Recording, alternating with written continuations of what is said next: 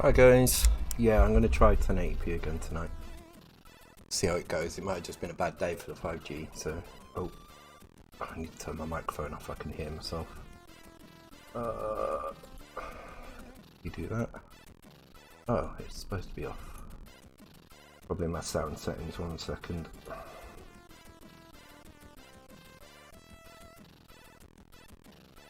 I don't like hearing myself if I can help it.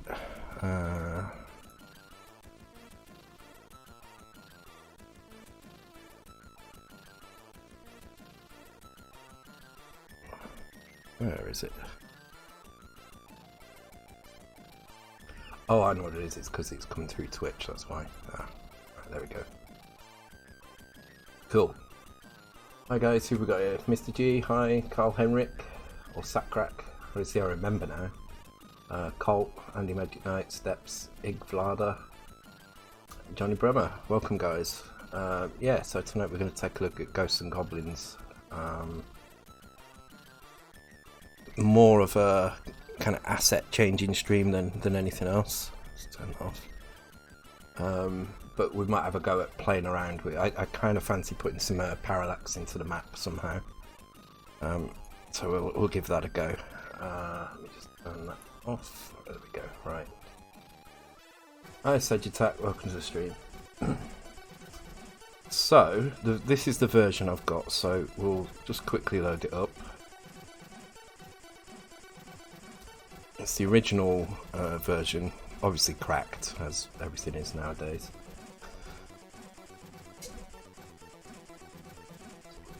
And I'm going to leave the level skip cheat enabled, so we can have a look at the different levels as well. So the first job is going to be to obviously to extract the clean PRG from it, or the clean data from it. Then I'll use the disassembler to create a file that we can load and run, and then we'll have a look at how it all works internally. Cool, there we go. So if you've been watching Hayes tonight, then you'll recognise this version. This is the version he's been playing. I don't know if it's this exact crack of it. Well, that's not. Why is that not? Oh, there we go. Make sure the music is off. Yeah, it is. Okay. So this is the original version with the slightly odd looking guy. The new version's got a much better looking guy, and it's got the bug where you can't jump over the.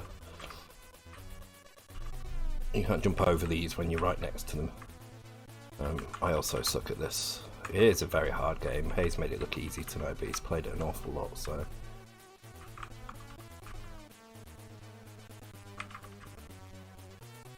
So what I want to do is I want to take a look in the memory and show you guys how the graphics are stored.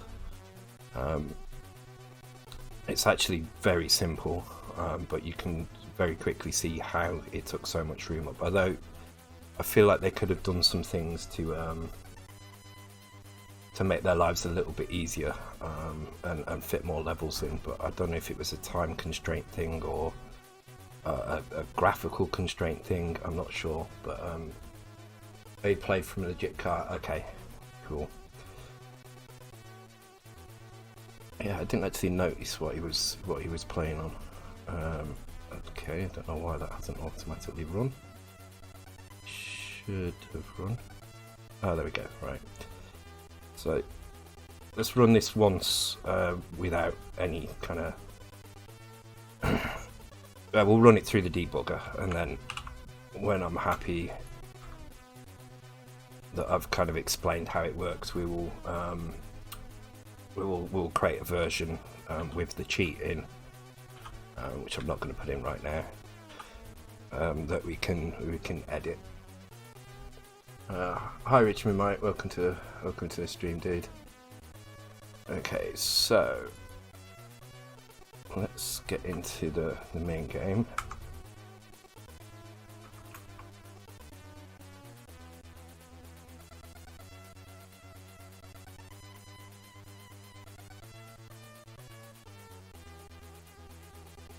kind of surprised me when I saw, because I've already looked at this, and it kind of surprised me how it works. So there's a bit of sprite multiplexing going on here, nothing major, but you know, you've got 6 sprites up here, and then there's these ones down here as well, so there is a little bit of multiplexing, if you can call it that. I mean, it's just switching the sprites over halfway through. It's not a true multiplexer. Yeah, let's start the game. So the game is split into 2 different screen areas. You've got your HUD area here, which uses sprites for the lives in the weapon, and then you've got your area up here, which uses sprites for the swords and sprites for the enemies. It doesn't look, at least I couldn't tell, if this was actually using multiplexing in this part. It could be doing, but if it is, it's not using a very complicated one. It seems to be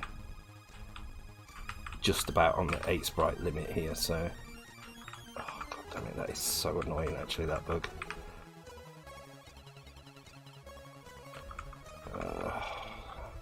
Doesn't help that I really suck at this game as well. It's one of the first games that really kind of pissed me off when I was growing up. A lot of games I could learn to play. This was one I could never learn to play. It was just too difficult. Oh yeah, maybe they have got a multiplexer going on. There does seem to be a lot going on there, but it's only a very basic one. They're not multiplexing many sprites. But the most interesting thing about this game is the whole game loads in a single PRG, so there's no multi-load in this version.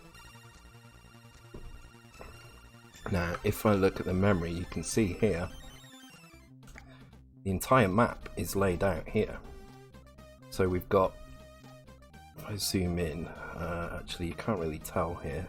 Where is the main start? I think the start is up here.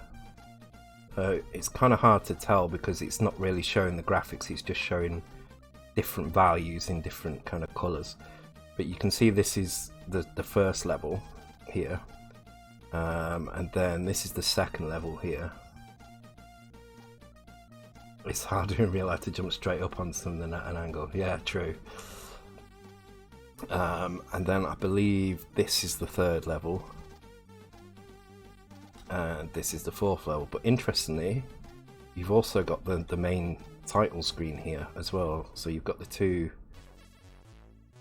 let me scroll in here, 2 screens here. You'll see them flash blue as they change, so as the screen changes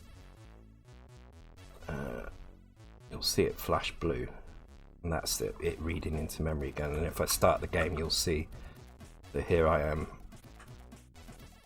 You can see the blue rectangle moving along, and that's the screen being read. Now the advantage of doing it like this is you're not using tiles at all. So if you're not using tiles, then actually all you have to do is copy a block of memory directly to the screen, which means you can do a pretty fast... Oh, I didn't want the torch. You can do a pretty fast screen copy to move the map around. Plus they're only using... 1, 2, 3, 4, 6, 7. So they're using 18 lines. So it's only scrolling 18 lines of the screen at any one time as well. So actually the routine's quite quick, which I'm banking on to do the parallax scrolling. So what I want to do is on one of the later levels. So on, let's go back to that one here. So on this level, everything's kind of quite squared off. There's no background other than black space. So what I want to do is create a new character that we can slot into this space. So anywhere it's used, basically, it will appear, and then we'll add some parallax. So basically, based on the X scroll and the Y scroll, we'll shift that character around. So. But this is why it takes up so why they only fit 4 levels in. So this starts at 4,000 in hex and goes all the way up to around about C00. So it's taken up 32k just for the levels.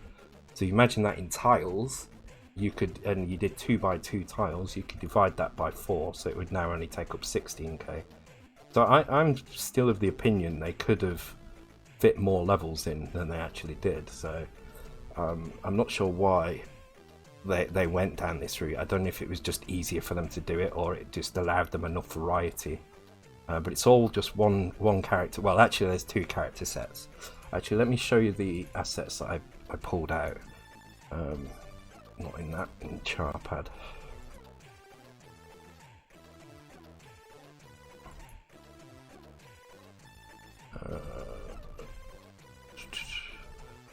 Find the right thing there. No, desktop. There we go. God, I can't wait to get my new machine. I get to tidy up my desktop and start with a brand new Windows install. So this is the data pulled out. As you can see, it's the entire game in one single map, basically. And all they're doing is on each level. Let me. So this is the first level here, and they just change these colours. So that becomes, I think it's light grey, and that becomes like a brown colour. And there you go. You've got the first level in the right colours. You play through that. Obviously, you can see there's no moving platforms here, and that's because they're sprites. If I could get that far without dying, I could show you, but I can't, so you just have to take my word for it. That the missing platforms are sprites. So any platform that moves is done with sprites, hence why the collision with them is a little bit janky at times. So like this level down here is, I think it's like blue and then light blue. Like that. Or is it grey? It might be grey actually. Yeah, it's grey. It's that colour there, like that. Yeah, and that's level 2, and so on, and the colours just change for level 3 and level 4. But here is the main screen. If I import a different character set, so if I import that character set instead and turn multicolour off, you can see. I mean, obviously the colours are wrong because I've got the wrong colours assigned here, but you can see the main intro screen and the high score table here defined in memory. So it's kind of inefficient, but at the same time it does make it fast to render it to the screen. So what I want to do, let me load the original project back in again.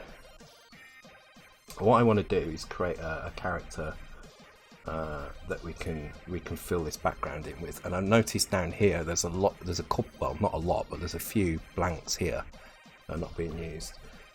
Hey Zendrick, welcome to the stream. Good evening. So I don't know which one we can use, but let's have a go. If I just pick a character colour in the lower half, so let's do it in purple or something, and then if I create, I don't know,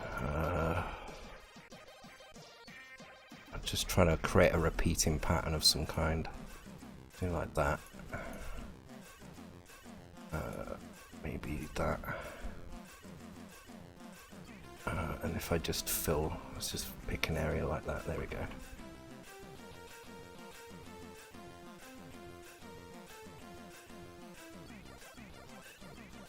Turn the grid off so we can see what it looks like. Okay, so you don't want to make these too intricate, because if you make them really intricate, then these gaps here will look really odd. So if I filled them in a bit more, the gaps become more obvious. So the more space you can have between them, the less obvious they look. So you want it to be fairly sparse. I mean, this is kind of alright. I'm gonna play around a little bit to try and make it. Yeah, I mean that will kind of do, I guess. And then yeah, so we can just save that file out now, and we would have this working. But let's fill in a little bit more of it, and then we'll try and create a file that we can put it in. It looks a bit phallic. Good. I don't know why, but good. There's a little character here which looks like it probably shouldn't be there, so I'm gonna get rid of that. Well, actually, the thing with the maps being all together is it might bleed into another map. Yeah, so like here it could potentially bleed into another map, so I'm gonna do that. Get rid of that, there we go. Also, I'm not sure what this is here, but I did notice this the first time. There seems to be a little bit of kind of junk here. I don't know if this is a piece of code or a piece of data or something, but I'm not sure why that's like that. But I won't remove it. I'll just work around it like that. There we go.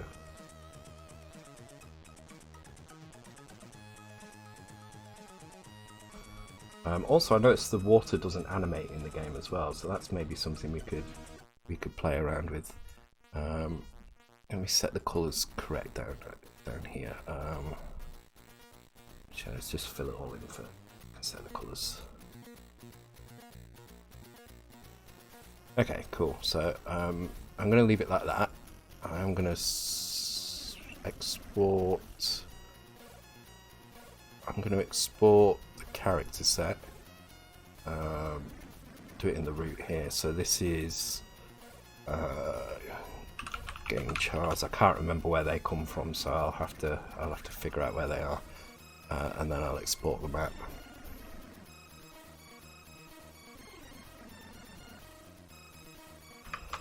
You can figure out where they go in a minute. That's fairly easy. I wonder if we can make it look a little bit less phallic. It does look a little bit phallic.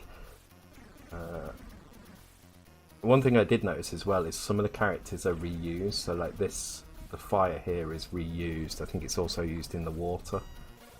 So there's a couple of character colours that they change between levels. So it's used here, and it's used here as well. But they obviously set the colour to red on this level and blue on the other one. Okay, let's zoom in a little bit. I kind of like that, but I want it to be a little less, a bit more kind of linked together. Oh my gee, it's just looking.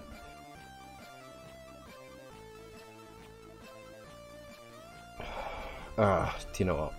I'll just leave it as it was, the original, so we need to see if it works first.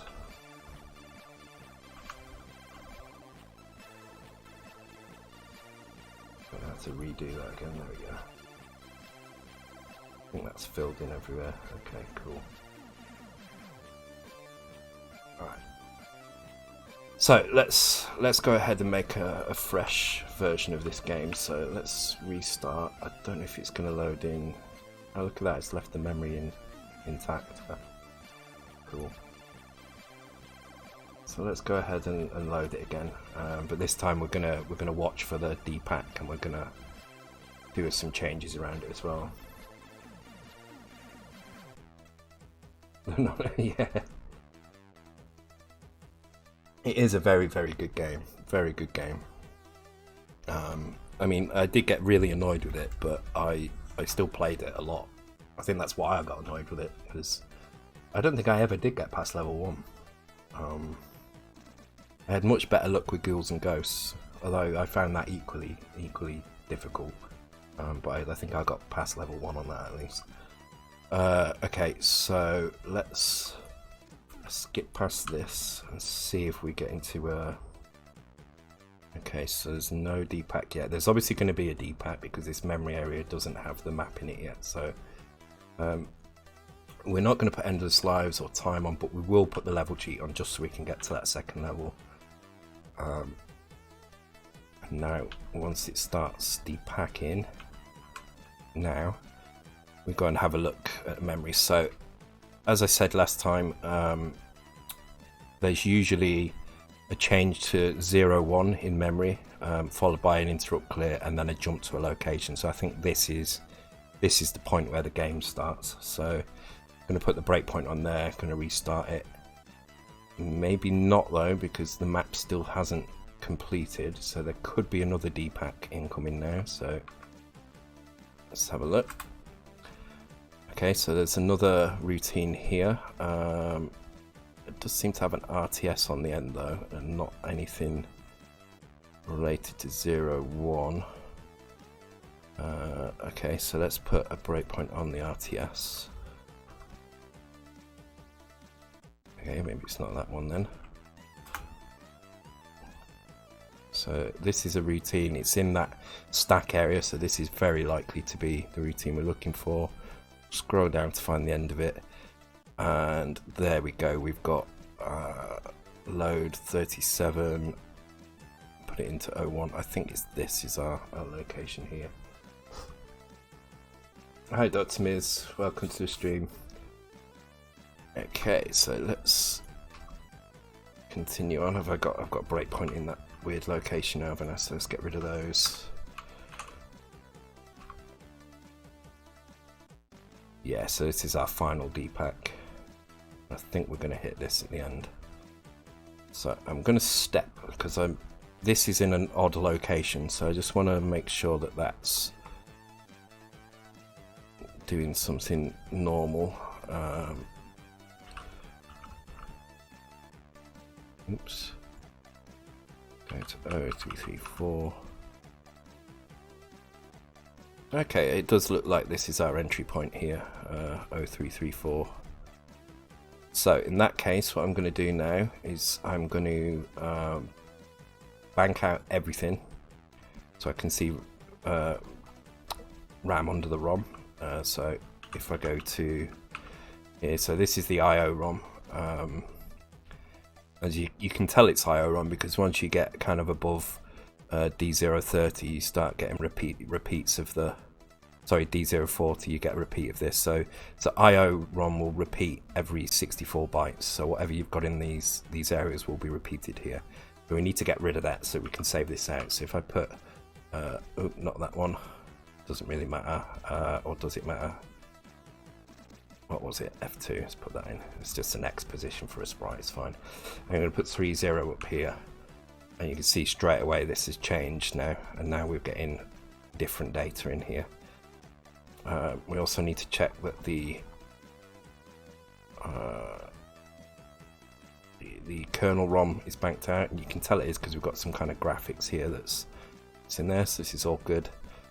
So save wise, it looks like we need to save from 0334, wasn't it? So I'm going to save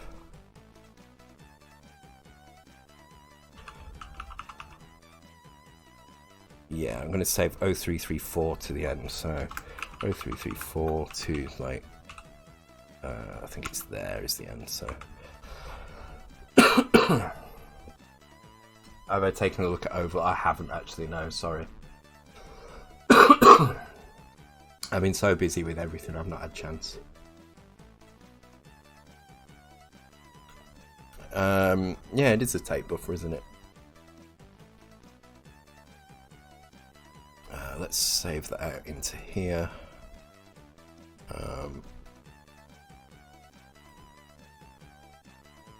Yeah, let's call it original.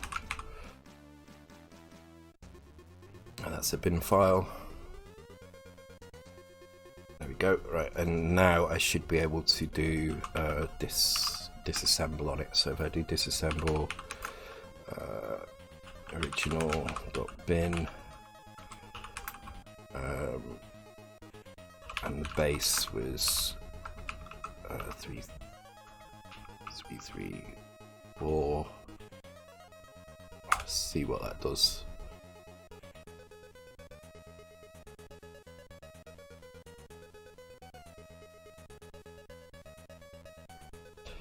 So while it's doing that, we're just going to have a look. So screen RAM is here, so it does fill the screen RAM with something or other. So we're probably going to need Xamizer to run this immediately. And I'm guessing that the basic RAM area is also used. Yeah, there is probably enough room to do a basic upstart here, and actually this looks like it might be the start point. I'm just going to put a breakpoint in there and restart and see what happens. CPU jam, probably because I was messing around with things.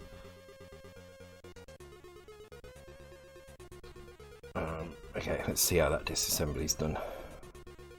Okay, it says it's done, so let's go and drag this, drop it into here. Cool, so this is the code that we've got. It seems to think the screen buffers are in this location. I'm not entirely sure they are, to be honest. What did we get in here? Oh, actually, there is a screen at this location. Char set at 2000.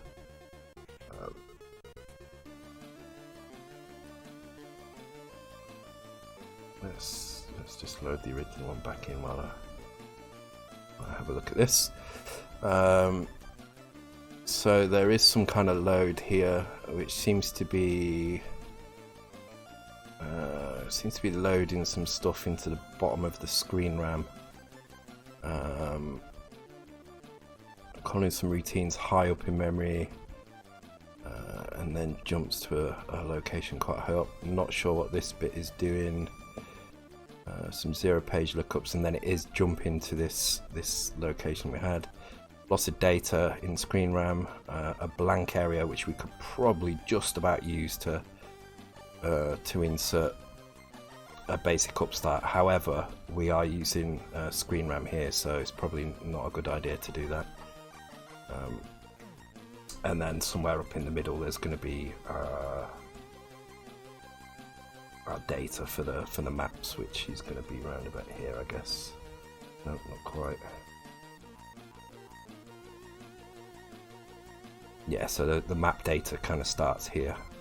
That runs all the way down, so... okay, so let's create a make file. New file, call it make.bat. And we can use that to do our compiling and compressing as well.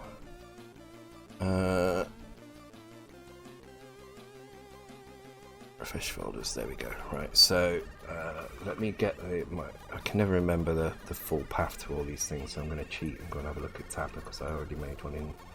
No, I didn't do one in Tapper. Did I do one in? Was it Iridium?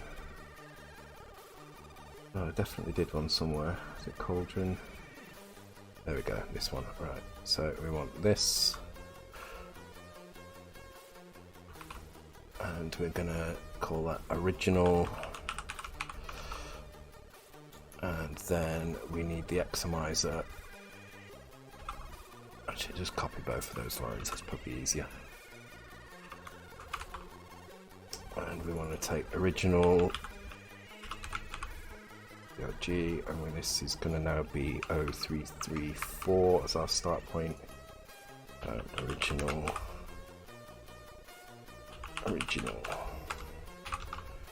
Cool, let's give that a try and see what happens. Make file not found. There we go.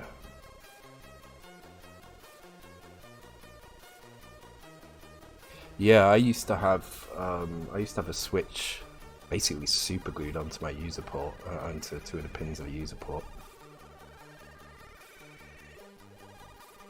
Let's see what this does. Okay, that didn't work, so let's have a look again in here. Maybe we need to do some changes. It's all about just getting the right version first, so let's get it running first, and then we can look at what's going on again.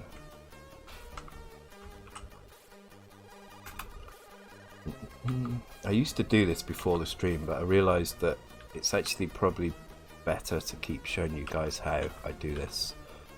It means it takes a little bit longer, but I think it's worth it, because I think you can learn quite a lot from this. So I'm going to put a breakpoint on here again, because I have a feeling this is actually our entry point, because there's a set interrupt here. This feels like this is probably it, although it didn't, did it? It didn't get to an entry point there at all. There was also a location, where was it now? Was it 170C, I think it was said. No, that doesn't look like anything at all.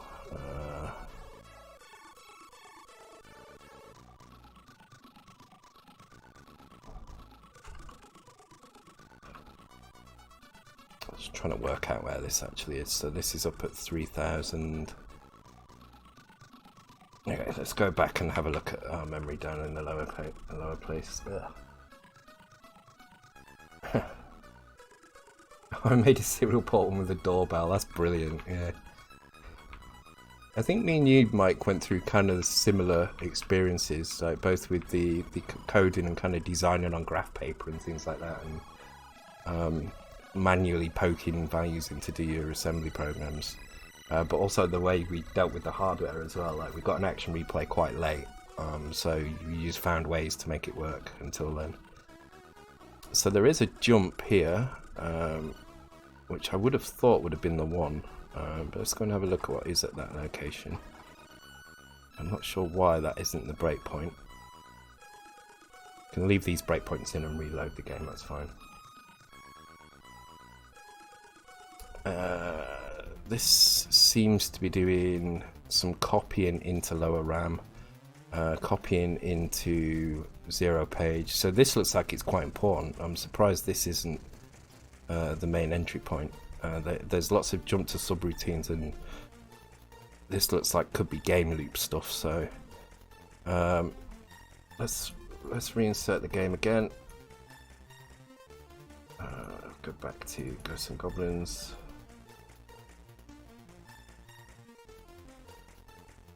Yeah, and I kind of used it the other way. So I used Shoot 'em Up construction kit to make my sprites. And then I used Action Replay to grab them out and save them to tape, so I could use them in my own games, because I had no other way of designing sprites. But yeah, very, very similar kind of path through that kind of those early days. As I didn't have BBS, I didn't have any. I didn't put the level cheat in. I didn't have any clubs or anything that I could join that would teach me how to do these things. So I just had to learn based on pulling stuff apart. So it was they were kind of cool days. I enjoyed doing stuff like that. It was good. Haze Raid. Hi Haze. Welcome to the stream, guys. Just gonna strip out. I've kind of shown how it fits into memory and how the map fits into memory. We're just trying to figure out how to get a clean version of it out from here, which if I could actually get out of this bit I would do. So I want the level cheat, but I don't want anything else. Hi Sinlau. Hi Hair Jury. Chris Butler Eat My Hamster. Oh, do you remember that game? It was, what was it called? Rockstar Ate My Hamster. Yeah. I quite liked that game, if I remember rightly. Yeah, welcome to the stream, guys. I'll just get this version built, like compiled and extracted from memory, and then I can show you what I've just shown everyone else about how it's stored in memory. It's quite surprising. Jump 808D, so it does come to this location, which I can show you now. Not quite.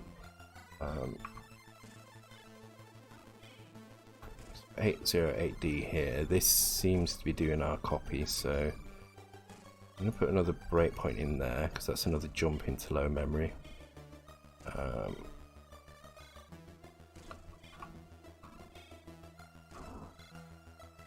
Still not copied, so let's go and have a look here.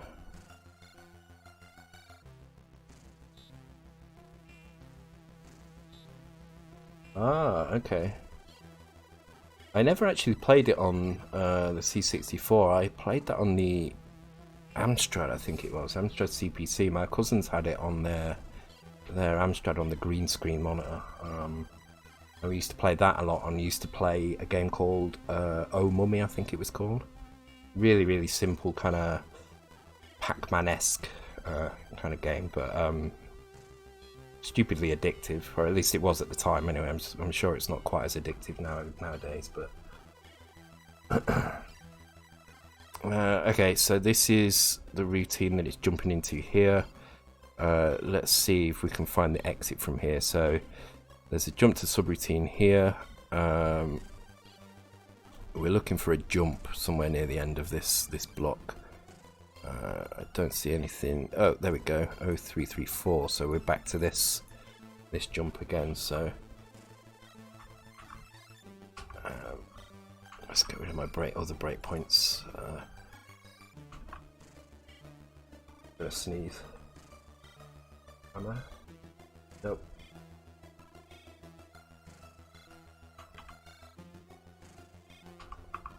So again, we can see the unpack working. Actually, you'll be able to see how the level's stored here. So I don't know if you guys can see that who just joined, but this is the level stored in memory. It's all the levels stored into memory, along with the intro screens as well.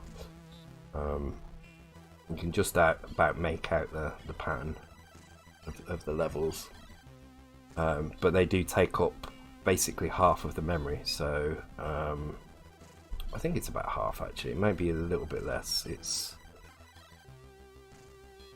still unpacking. I think this still needs to unpack a little bit here.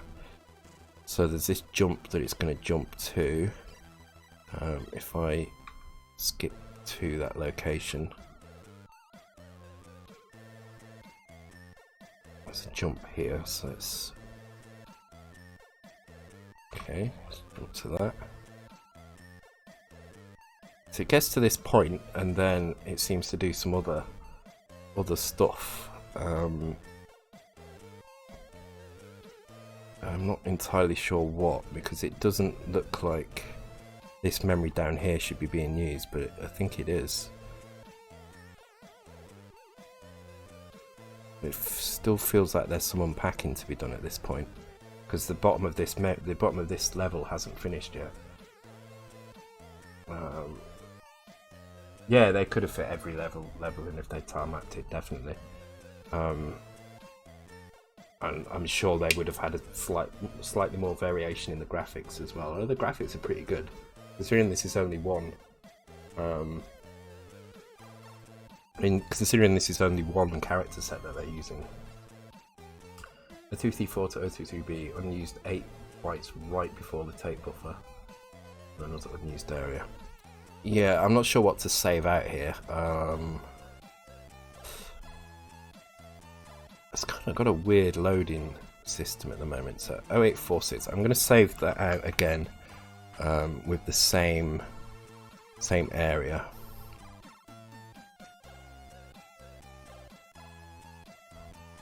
And I'm just going to see what happens if I continue this point. It does build that last bit. There's like another final bit that it inserts into the area, probably because that last bit was up in the basic ROM. So I think the reason it stops is because it gets to a point where actually it's now that the graphics that are there are now in the basic ROM, and it's the first bit that's actually in ROM. So it hangs on to them and then decompresses them later. So okay, so let's have a look, see if we can run the disassembler on that again. So let's delete our output here. Oh, it's in use. That's fine. I think it'll just replace it anyway. Base is 0334 still.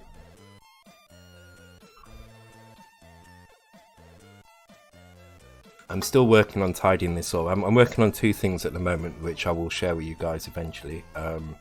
One is this disassembler, which outputs kick assembler code from any PRG you give it. It tries its best to infer what's code and what's data, but obviously it's not the best at the moment. It's also failed there. Why has it failed there? Probably because I've still got files in here, so I'm pretty sure if I remove original ASM and ASM, I don't know what that is there, but yeah, I could use unpack 64. If I don't have any luck with this method, that's exactly what I'll do. But I like to kind of try and do it this way because it's useful to have some kind of insight on how you would go about doing it manually. And unpack 64 actually doesn't work all the time, so but yeah, I will do that in a minute if this fails again. So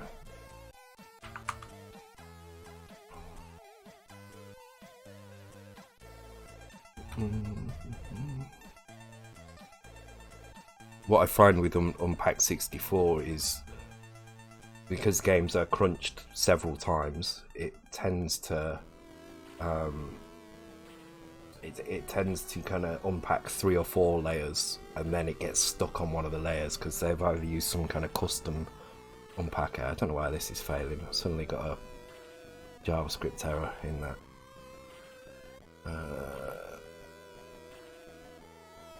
Yeah, I'm not sure what's going on there. It should be compiling fine, and it's not. Have I done something weird in my output? No, that should be fine. Don't know why that's failing.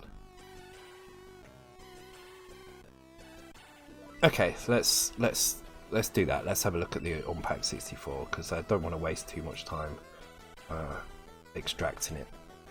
And this is work in progress, this disassembler, so it's probably not the best. I have got it in here. I'm just going to copy and paste it directly into the repo. It's just easier.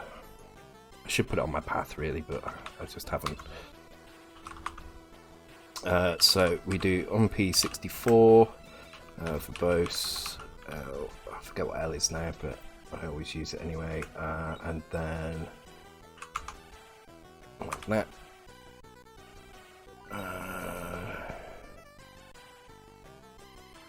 Why has that failed? BLO.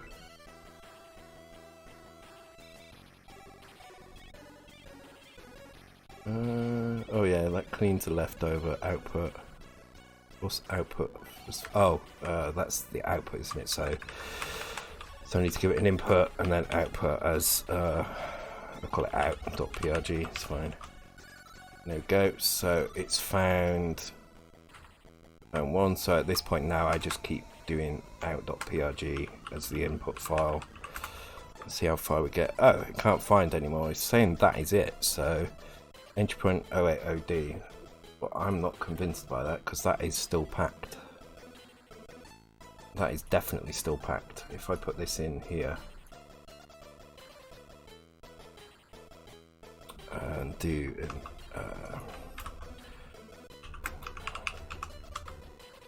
fact, it didn't even work. So OB58. Let's try that. Hi Beanie64, welcome to the stream. Oops. Yeah, it just brings us to here again. So I think we're probably all right doing it this way. So what I'm going to do instead, I'm just going to take the original bin that we output. I'm going to get rid of that out.prg, and I'm going to create a new file in here.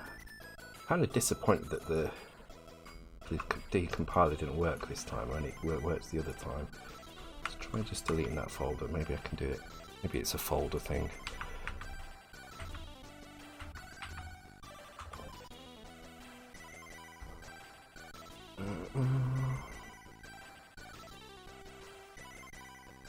I mean, it's very easy for us to load the assets into this level anyway, so we could do that from here because we've already exported game map and game chars here. So as long as we know where the game map is, we can do it. I'll show you how to do that through the debugger actually. That is working this time. Okay, so I'll show you how to do it through the debugger, and then we'll create a file and do it. So first of all, you need to know where your character set is. So we start the game up. Let's get into the game, and we hover over the area here, and we can see the char set is at F800. So we can then go into this mode, and we can load. I need to remember. Okay, so we load a file name.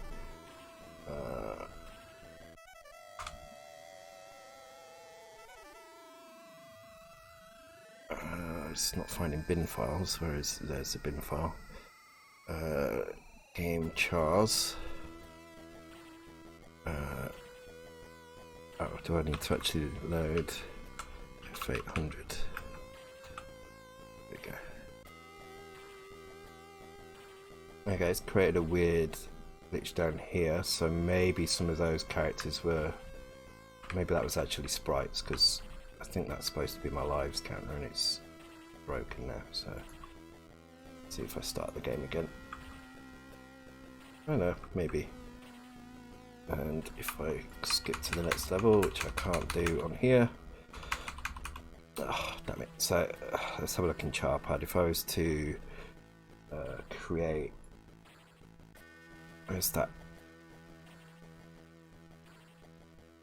Yeah, so say this bit here with our character. So let's do a little change to this. That was Jacob is 11. Welcome to the stream and thank you for the follow. Did anyone make new graphics? Yeah, good point actually. Did anybody ever go at playing around with these files? I realise it was kind of short notice for most people, I'd imagine. We go into a char set, so let's turn that off, and let's write something in here. Don't want to remove these names, they're good guys, so let's keep that in there. Well, we can just write what the hell we want in this location.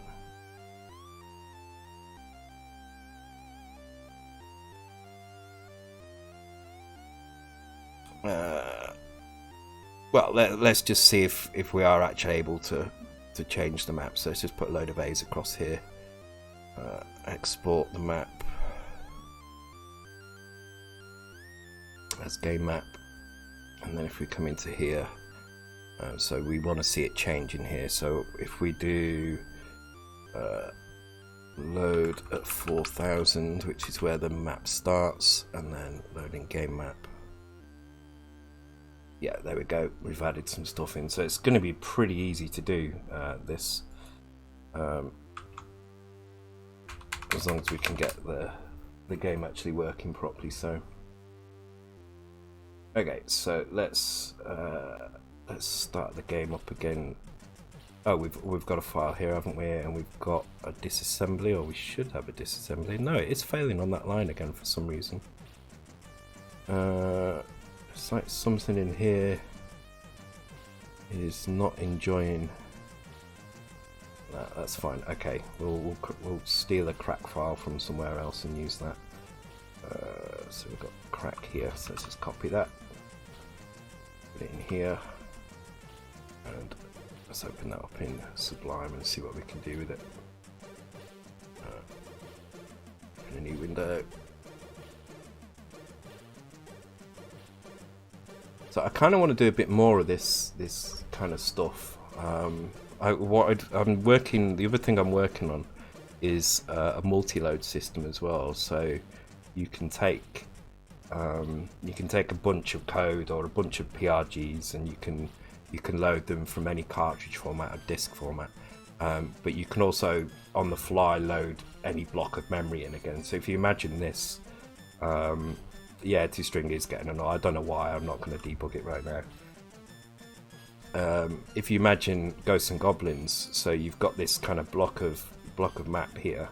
You could quite easily have a cartridge version of this, which just replaces all of this map on some trigger.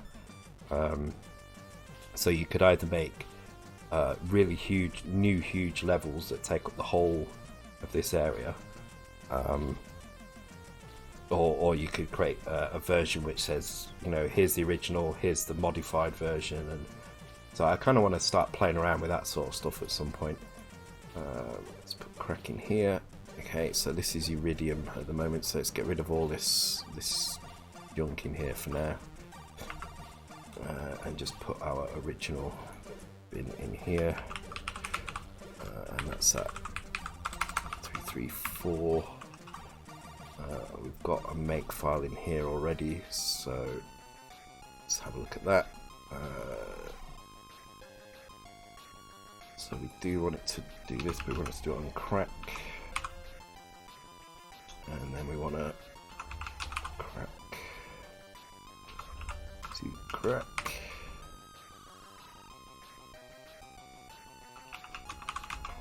Let's see what happens when we make that.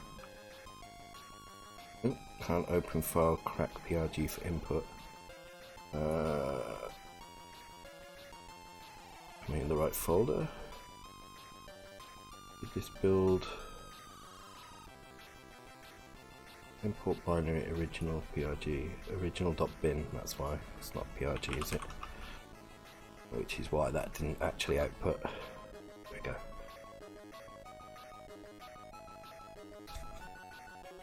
Yeah, I'm not too bad with cartridge loading. What I'm trying to do is no, I've still got a bit of a bunged up nose. What I'm trying to do is make something where you can very quickly switch between. See, this has failed. You can very quickly switch between different cartridge formats without actually changing much code. In fact, I'll quickly show you what it looks like. If I've taken it out, I think I took it out. Where did I put it now? There's so much crap on my desktop. Is it that one? Yeah, it's that one.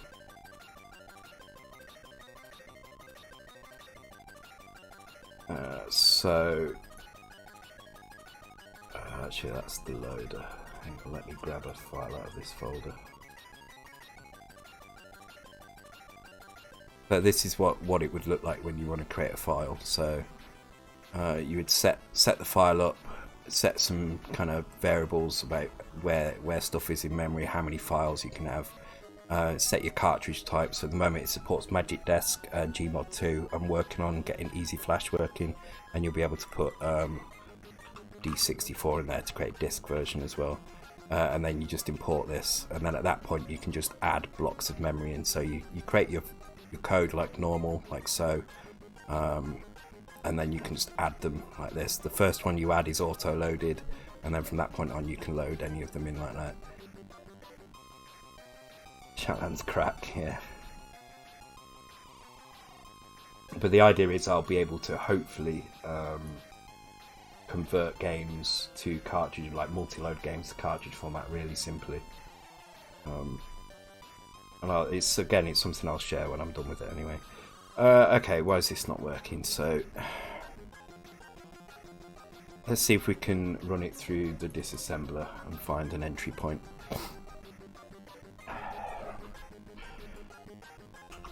So I'm going to save out all of the memory this time.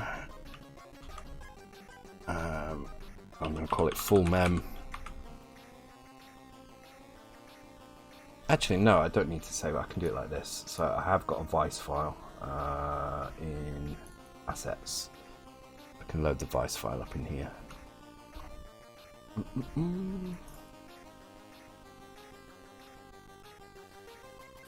There we go. So this is Infiltrator Disassembler. This one's good because it visualizes a lot of the stuff. Find my blank file now. I don't remember where it is. Save that into. Oops, where's that not opening? Let's dissect. Oh, that's not it. That's something else.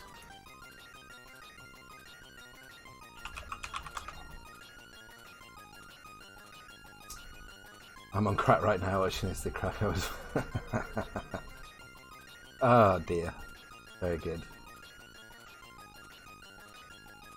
Okay.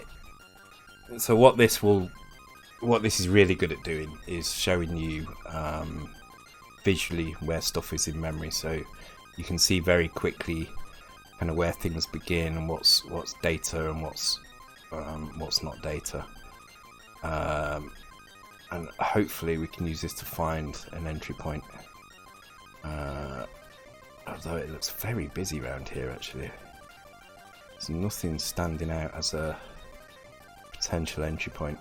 The thing is I'm kind of convinced this is the entry point, but there seems to only be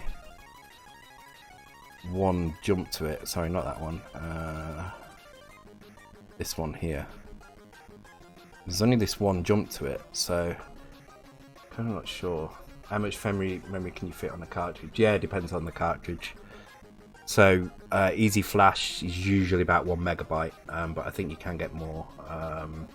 Magic Desk is, I think it's 512. It's the same as Gmod, Gmod 2. but I think you can get more. But I think the kind of the standard Magic Desk carts that were retail versions of those were 512.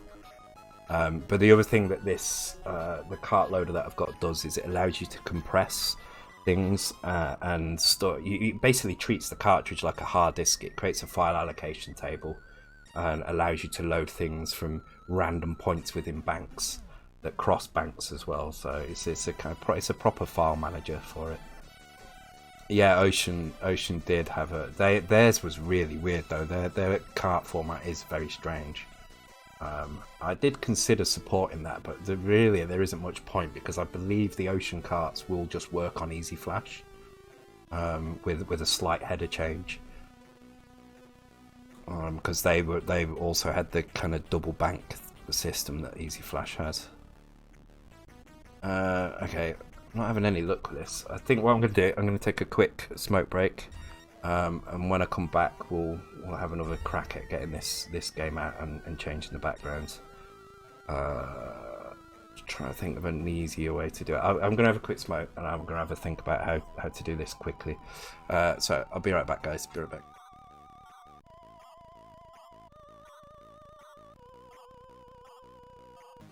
And I'm back. Yeah, the Gmod 2 format is really good actually. I'm enjoying using it. It's quite easy to work with, and you do get writable area as well, so you can have save games and things like that, which is nice. You can on Easy Flash as well, but it's a little bit trickier to work with. Gmod is nice and simple. Okay, we need to find an entry point that brings us back to this part of the game. So let's have a look where it's actually running. It's running in this area around here. Just could do with the rewind function. Rewind would be perfect at this point.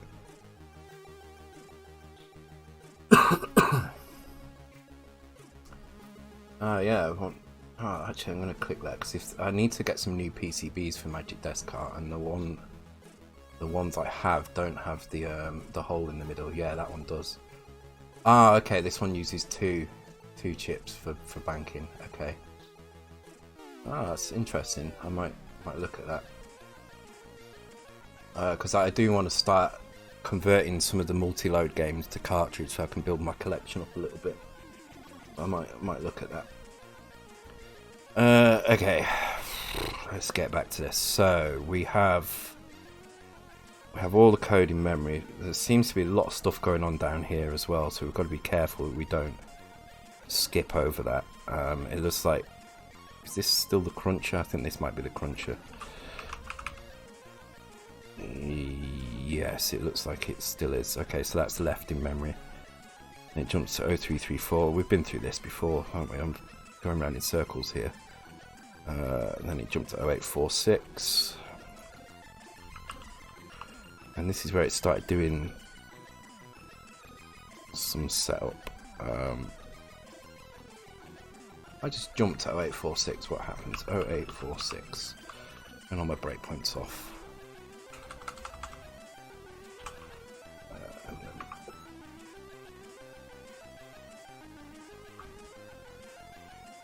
What's that actually doing? Is that broken? I think it's broken at that point.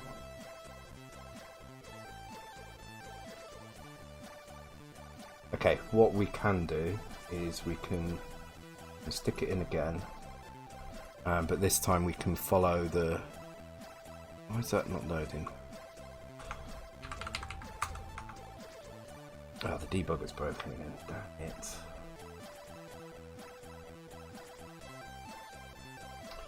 I might actually do a stream with converting a game to cartridge format, or already converted version, and build some Magic Desk carts and maybe give some away on stream, which would be kind of nice.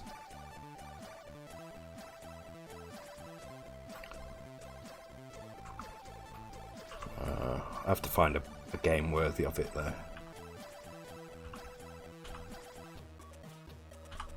Okay, let's put our breakpoint back in at 0334.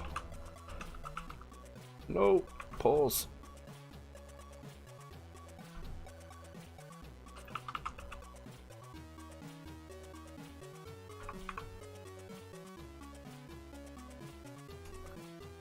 I've not found. Oh, I think it is correct. I just think I haven't got the right memory banked out. Because there you go. Look, the map is there when I do that. I'm going to save from 200 to FFF like that. There we go.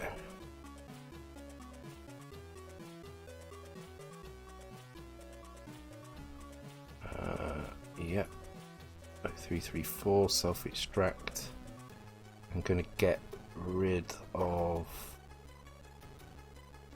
X1 is border, so that's fine. Crack. Yeah, okay, let's try that.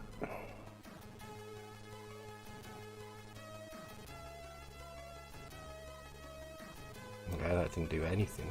That actually build.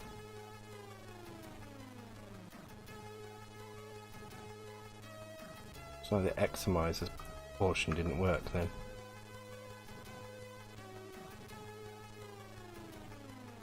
I'm not sure why, but Xamizer wasn't allowing me to compress that for some reason. Let's try and save a little bit less. Maybe it's the size of it.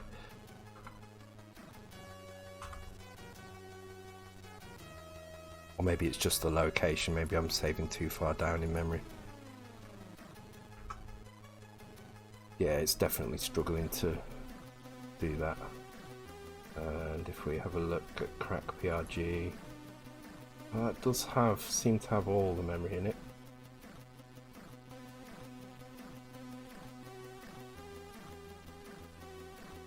Original bin, yes. Original bin. That file there, yep. Okay, I think we're saving too low down. I feel like this is useful though. I feel like there is something being used in that location.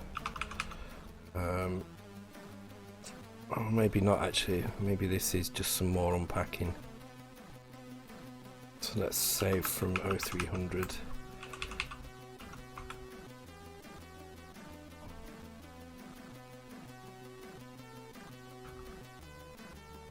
Yeah, for some reason the Xamizer is not doing anything now.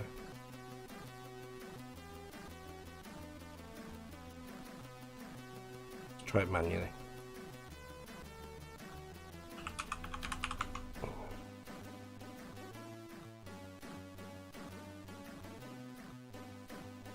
Wait, where is my Xamizer?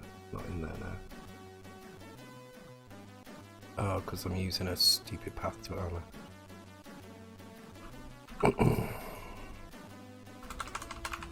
Okay, and we want self-extract 334.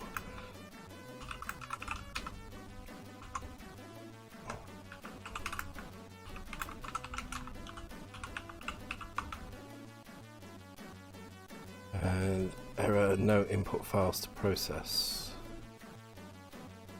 I've done wrong there. Definitely got a crack PRG file. Build it manually and try again. Built manually.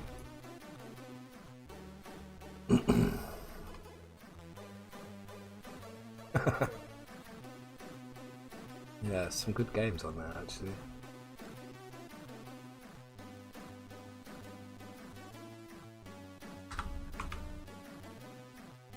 Okay, for some reason I'm having a nightmare. Xamizer self-extract, crack PRG.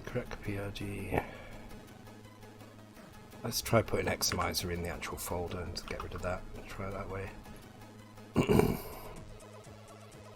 Just copy it from there. No, it's refusing to actually compile that for some reason.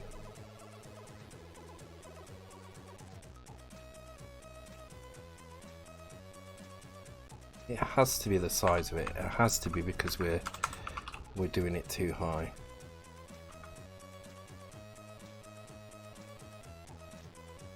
I can't think of any other reason why it would not be, but there, see, it's working now. That's weird. Doesn't seem to work properly in NTSC.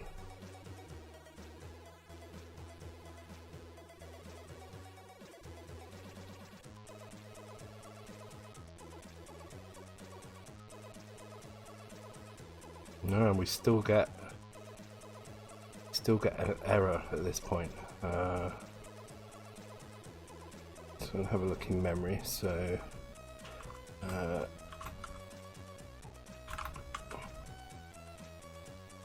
okay.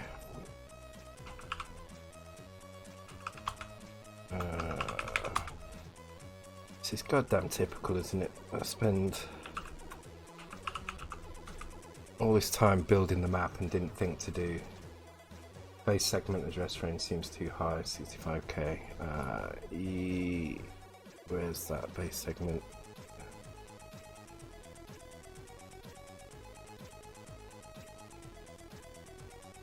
But it's only going from there to there.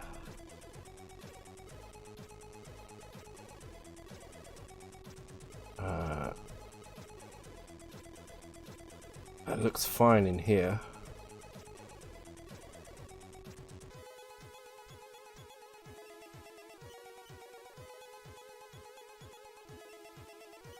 God damn it.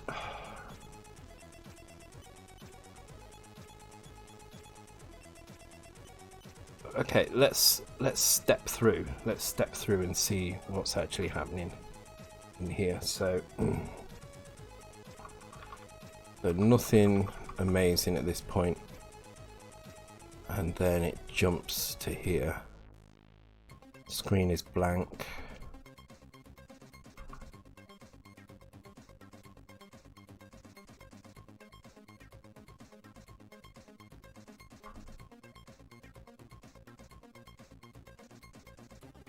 Still blank at this point. 085F. Let me just go into our voice program, whichever one was broken. I've got so many vices open now. I'm going to close all of those.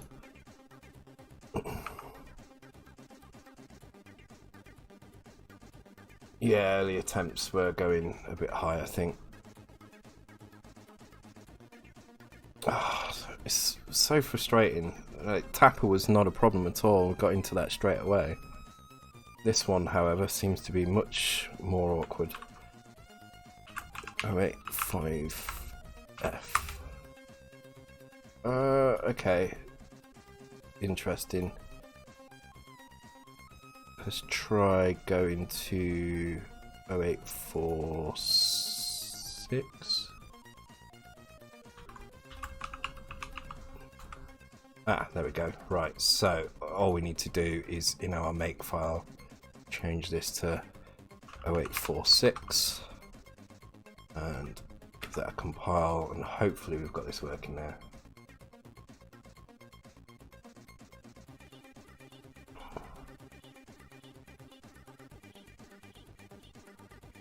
Obviously that the lower 0334 or whatever is being corrupted at some point. It seems to be fine. I'm just going to check that the music's working. Yep, seems to be. I'm going to turn it off again. Let's check that the game is actually working. Yeah, it looks fine. Things are spawning, things are dying, and hopefully our memory... yeah, there we go. Our level skip is working. Cool, right. With that in mind, the next job is to figure out where to put everything else. So let's start the game up in here. We can stick our crack version in here now.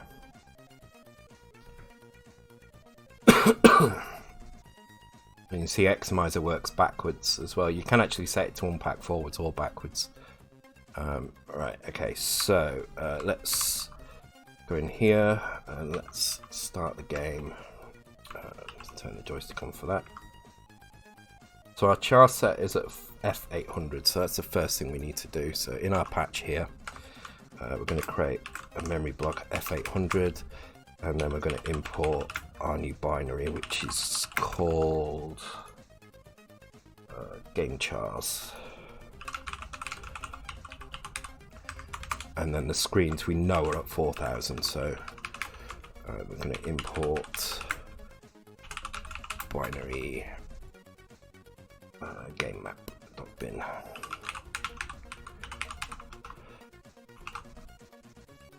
And we compile that again, so this will patch this into this file, then it will compress again and build. So if this has worked, we should have a string of A's across the top of the intro screen. And we do, there we go. And hopefully when we start, we should have a weird character in the background on this level, which we do here as well.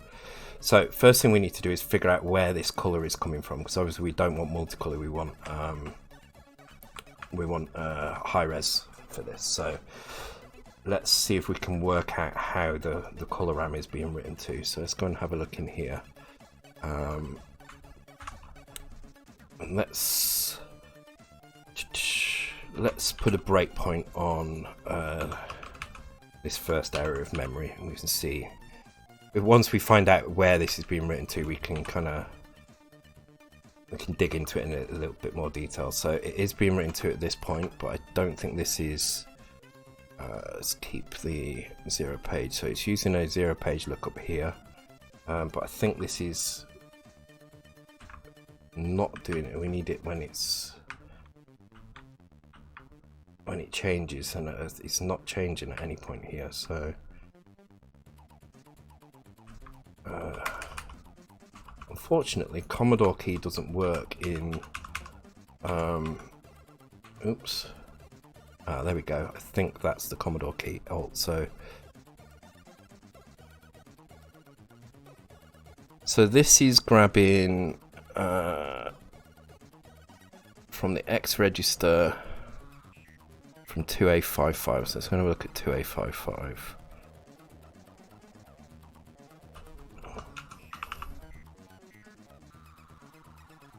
Now, are these colours relating to the characters? Let's put a breakpoint in there and see if we can. Okay, so this value isn't changing, so there's no self mod going on here, but we are in a loop, so it's probably just going to cycle through everything in this loop first. I'm just trying to see if this is like a colour table. In fact, we can compare it to what we've got in Charpad. So in Charpad we had I spent some time to kind of colour some of these items, and we can see what colours they are in here.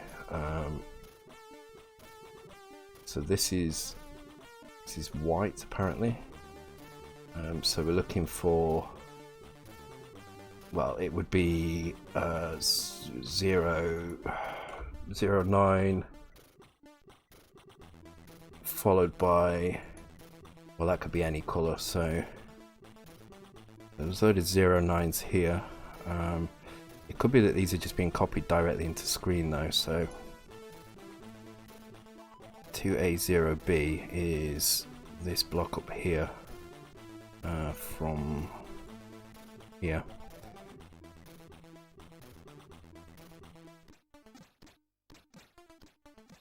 Need to find the color lookup table basically.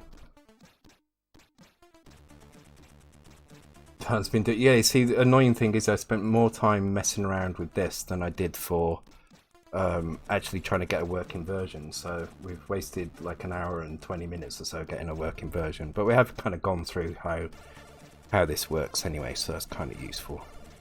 I feel like this probably is coloram. If you look at how this is laid out, D is light green, so D is this here, which in multicolor mode is actually green, and there's a lot of green grass, there's a lot of green bits in here, so it kind of makes sense that would be like that. And 0E is blue, which a lot of these the background pieces here are. So I suspect that this is the color lookup table, in which case we need to figure out where it begins and where it ends. So I assume it would begin here, but there does seem to be some junk in this area here, so maybe this isn't the whole color lookup table, but just part of it. And the color we're getting in game was in the screen down here. So let's go and have a look. Where did I put it now? I forgot where I put the actual. Oh, this is this because it's shrunk a bit. Let me. So the color I put down here is now missing. import the map.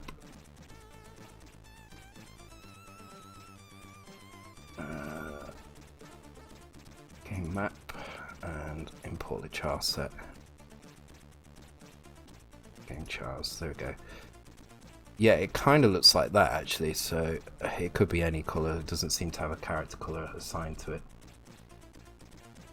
Yeah, so the colours are these multicolours here. So if I change that, so this is the level we're looking at changing. This one here. I hate the way these windows are too small. Let me try and too big. Sorry. So this is the one we want to change down in this bottom of this level.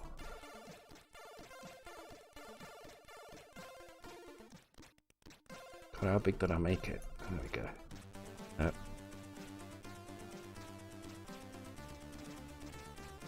And this level has, I think it's blue and then light grey. So the platforms look like that, or it might be medium grey. No, it's light grey actually. And yeah, that's kind of what we're getting in this colour, but we want this to actually be a different colour than we're getting at the moment. So I wonder if these colours are written as we skip levels. So let's have a look what happens to these colours. Let's take the breakpoint out of there.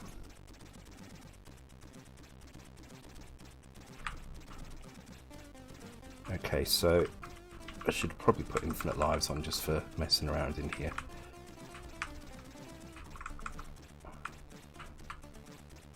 Oops. I don't see any of this changing though. How many bytes have we got here? We've got from 2A3C all the way up to 2AD0, which is about half of the character set. It's not the definitely not the full character set, so maybe that isn't the right colours.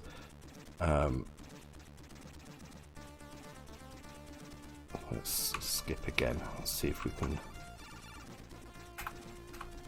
So this does seem to be the only place that's actually writing those colours. We do have this bit of function here, which is loading from this slot here. I'm not sure what this is. This is definitely not code though. And we have a block here which looks like kind of repetitive things as well. We do 3, DE, DF. So the trick here is to try and find where the color lookup table is for those colors. So there's some stuff in here which is, we're kind of looking for low numbers, but it might be that the collision is also stored in these as well. So it could just be the lower byte, the lower nibble, sorry, and the upper nibble might not be being, might not be necessarily 0. It could be a collision thing as well. So actually these values here could actually be correct, and it could be that the upper half of it is actually full of collision data, which would explain why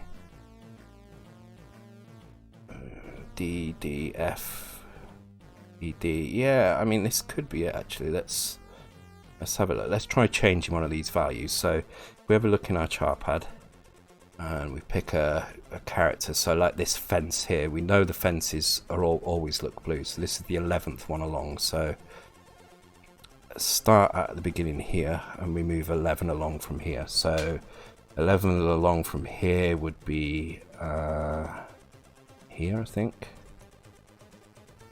Although that is saying that it's a shade of green and it's not.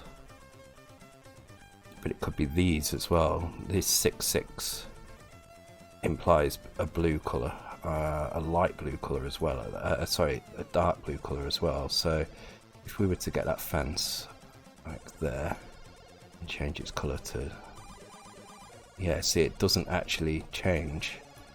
The multicolour is also the same as the high res. So actually this could work. Thank you for the follow, Hackshed Carl, welcome to the stream. So let's start from this location, 2A1E. Just trying to see if there's any. I mean, it could be these as well. These could be the blacks. It could be from here. Let's try changing some of these. So let's change these to yellow and see what happens. I'm going to change a block and see what actually changes. And then I'm going to start the game. I'm going to die as well. I'm getting some bugs, but I think this is just because we're messing around with things. I'll go back to the first level, because the first level is where those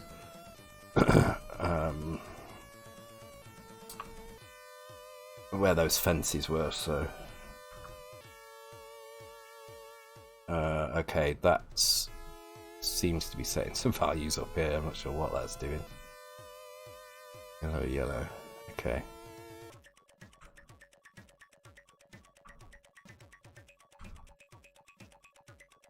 No, nothing blue change, so this isn't the area.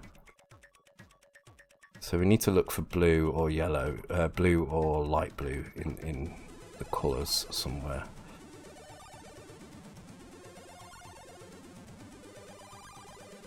It's interesting because this is definitely the area where it's being copied, so if I try and skip the level, it stops directly here. If I go and have a look at is that the right area? No, there we go. We definitely get a look up here.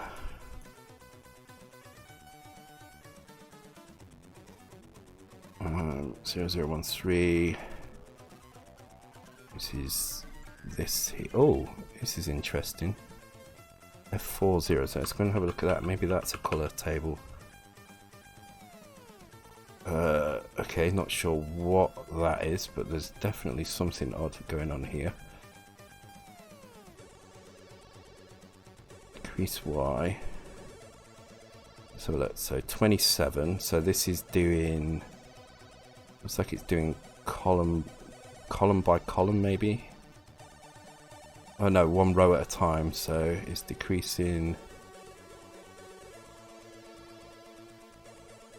0, 1, 3. Oh, this is our screen lookup. So this is actually the screen. So if I draw some stuff on here, we might get some odd stuff in the middle if I do that. There we go.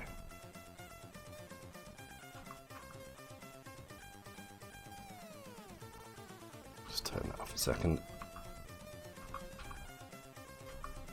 Am I still hitting that breakpoint? Oh, because I'm skipped to level. Okay. But yeah, this is definitely our screen. So if I do something like that, you can see I'm drawing stuff in the middle of the screen there. And it will get deleted as soon as it scrolls. So this is our screen lookup.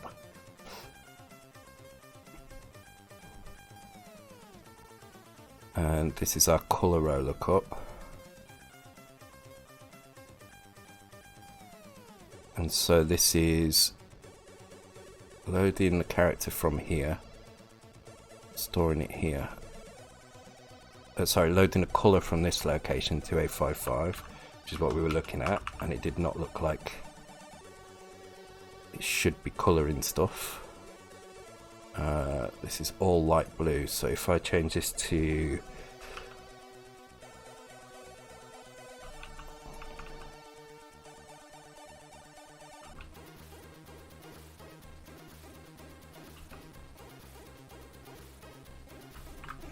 try and jump up here. No, see, it doesn't. I think it's copying colorama around. So let's try a different memory location. Maybe because this is right on the edge, maybe it's not going to work. Let's try something a little bit further into memory. And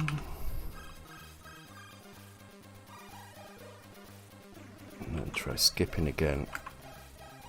And we just come back to this same point again. We're still getting the break at that point.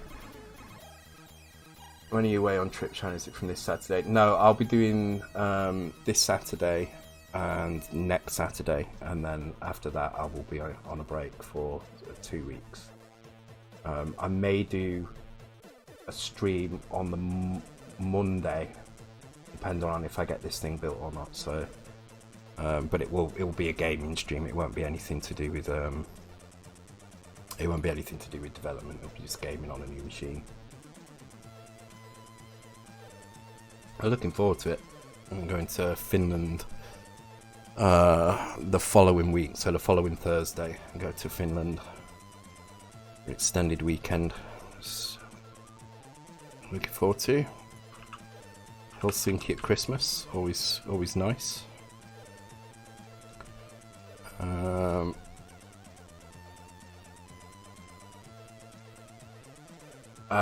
Yes, kind of. It's one of the singers from Nightwish. He's on a like they got like a Christmas rock concert thing in Helsinki. So yeah, you're right. Where is it getting these colours from? Okay, this is the entry to the level, right? Because this is set in the background colour. So if I change this to something stupid like not that one, this one here. If I change this to like blue and then restart and try and skip a level, I get a completely different colour. So we're definitely in the right area. This is the colour set up for the level. Let's put it back to black because it looks horrible otherwise. Let's get killed and start again.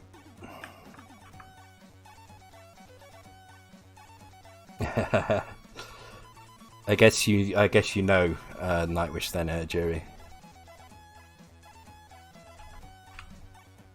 I'd be surprised if you didn't. I think everybody in Finland knows. 3536, is that the level number? I think everybody in Finland knows who Nightwish are. Kind of hard not to. Yeah, so this is our level number. 2974, come on, let's go and have a look at that. It does have a Dutch lead singer, and she's amazing as well. She's very, very good. Come on, Y, so that would be this. No, this one here. Still that 359E, whatever that is.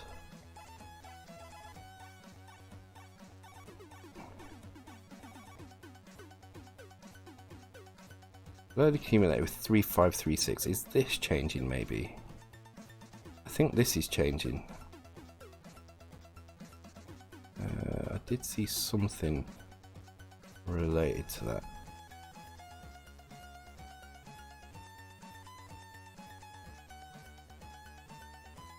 Or maybe there isn't. Maybe there isn't any extra colour. Maybe everything is just... No, there is extra colour. Has to be. Good night, Mike. Welcome. Thanks for joining. Yeah, they did do the Endless Form's most beautiful album. That was the last album. They're just finishing off writing their new album now, and they'll be touring next year. So I'm looking forward to that. I'm gonna go and see them in Berlin, and go and see them in Wembley as well.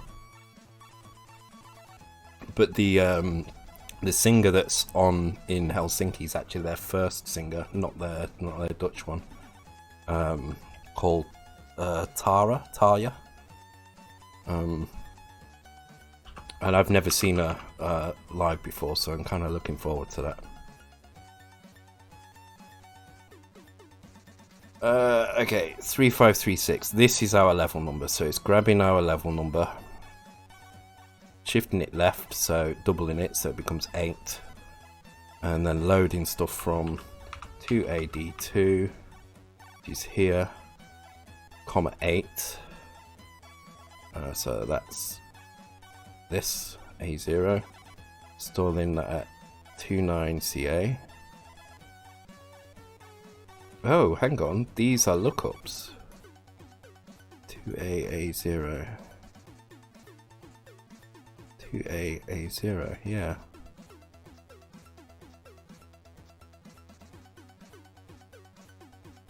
Which is these colour lookups that we were looking at.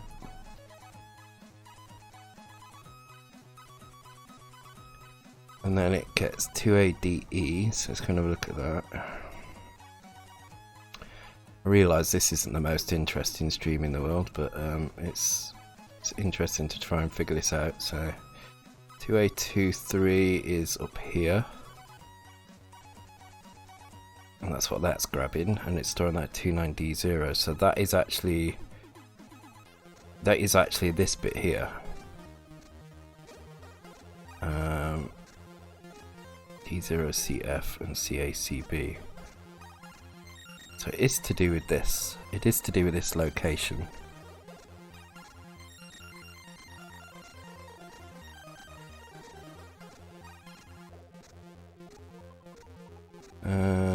Okay. And then this would, I guess, be incrementing those values, increase. I'm just trying to work out what's actually 2AEA. Maybe that's it. 2AEA.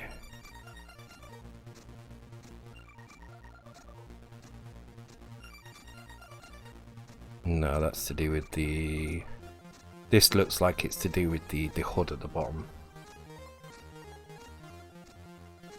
And finish shields. Yeah, that's what we're going to watch basically. Yeah, it's going to be good. I do like. I love Helsinki. It's an amazing place. Surprisingly good sushi as well there. I'm looking forward to that. I mean, I don't know why I'm surprised. It is on the Baltic Sea, so it would make sense for it to have decent sushi. So I think we need to look at these locations. I think we were looking in the right place, just maybe not at the right time. So let's turn this off. Let's just turn that off for a second while I start. Let's start the game and then see what values get put into these locations.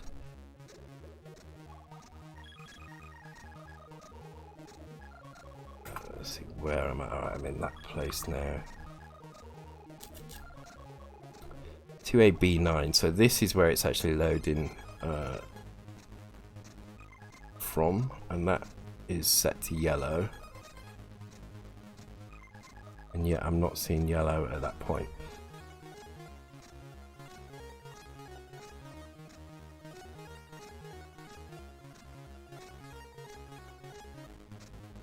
Branches, branch 2, C9, so that's that one. There should be another branch.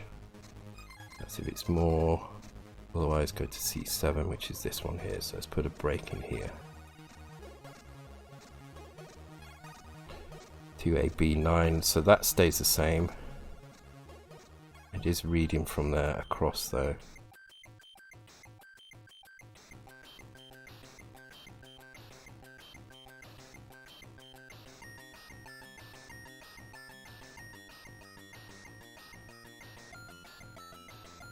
Now it's reading from 2AA0, which is here.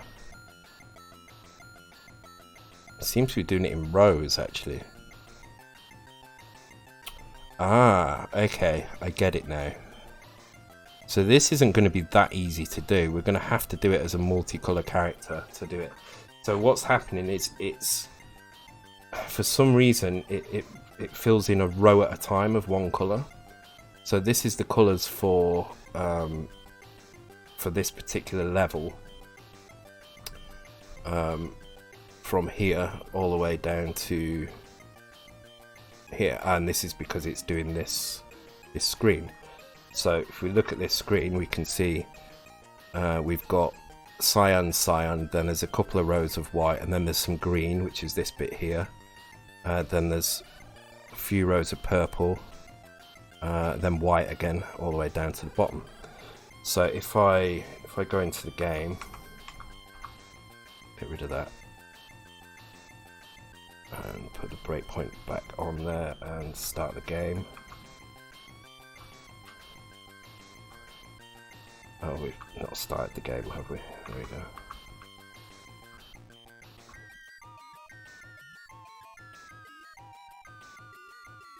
So now it's reading from 2A3C, which is here, and this is the actual game now.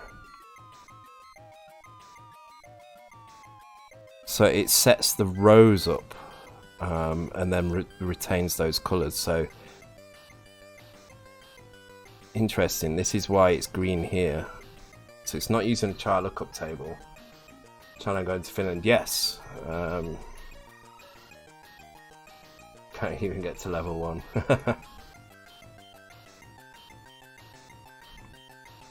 So if we change these colours here, we can change stuff in the map. For this map anyway. So what we need to do is we need to skip to the next level. Where is that now? We need to get rid of that one. Okay. And when we get to here, we can see where it's pulling the next level graphics in from. So it's pulling them from 2A55, which is here, which means it's pulling in grey all the way down the screen. So if I change these to, if I just change them to low res, so instead of high res, if I just make this 07, then all these characters will now become low res. But I'm going to leave some gaps. I want to see if it actually scrolls the colour around, or if it just leaves them as it is. It feels like it would scroll them around because we've got light blue down here, which I'm going to change to like that, and then we've got grey here, so it feels like there is some kind of link between the scrolling, because you don't have scrolling on level 1 but you do on level 2, but I fear what might happen is it is still in rows across the screen, so as you move up and down will it change. Let's see if I'm right. Let's load this level up. So yeah, it looks like it is. But it seems to be moving with the screen as well, which is interesting. It does seem to be static. It's a very interesting way of doing this. It's a very interesting way of doing it.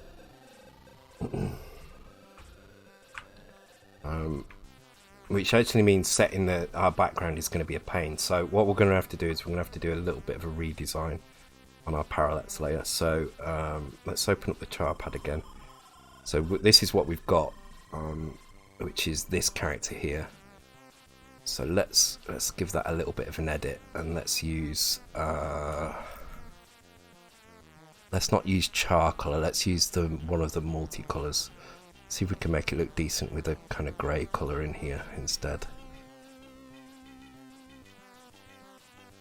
The problem is it's going to look way blockier now, so we might want to make this quite simple. I mean, even something like that would kind of work. So let's save out that. Export character set. Game map. Not game map, sorry, game chars. There we go.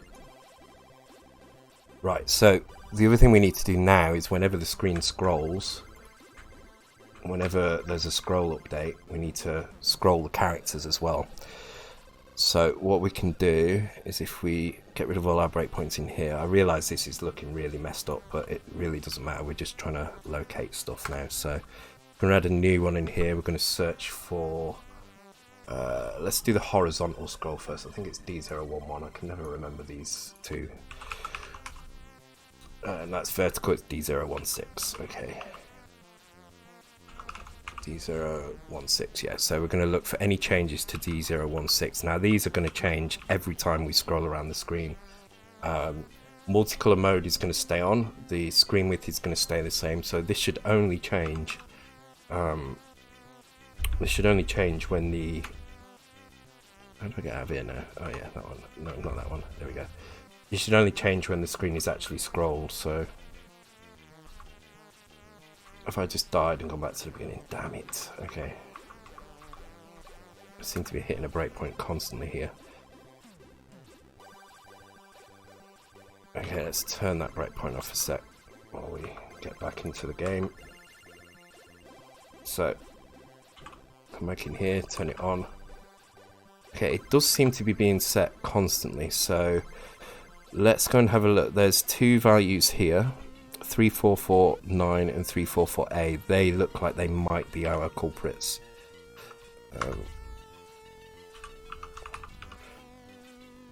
So this is 3449, which is at 3A, which is our vertical scroll. Now, vertical scroll also has the text mode, or bitmap mode, extended mode, and the upper byte of the raster that needs to be done, as well as the screen height.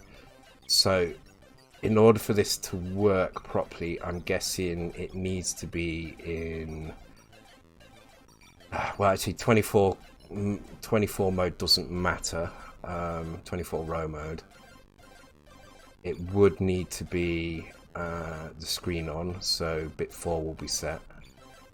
Bit 5, well, that's implying bitmap mode. I don't think that's right at all. Bit 4, bit 5, yeah, 3A. That would imply bitmap mode with D011. Although it is doing this EOR value, so it is D016, so okay, but actually what we don't need to do anything kind of special here. All we need to do is find some part of the code which is being hit all the time during gameplay, which this looks like it is being. So let's find where this kind of entry point is for this, which looks like it's here.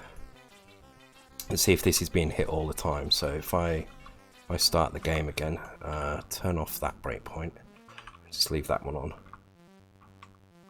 This is being hit every single frame. So if we come in here, we can actually figure out what our scroll value is quite easily. So 32FE. So what I'm going to do is I'm going to write a piece of code in here.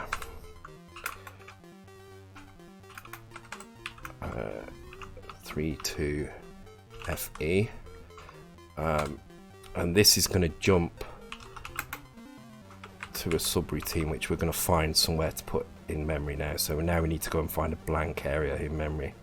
This is the tricky bit, because we need to make sure that wherever we put it is not being used by the game. So this looks interesting because it's kind of blank, but we don't know if this is being used. So it doesn't look like it is. So let's keep an eye on it while the game plays. See what happens. See if we see any blue kind of swipe across this area, blue or red. And I just completely skipped over it. Damn it! I don't know why that jumped to that, but let's see. So it's looking promising. Doesn't look like there's anything going on here.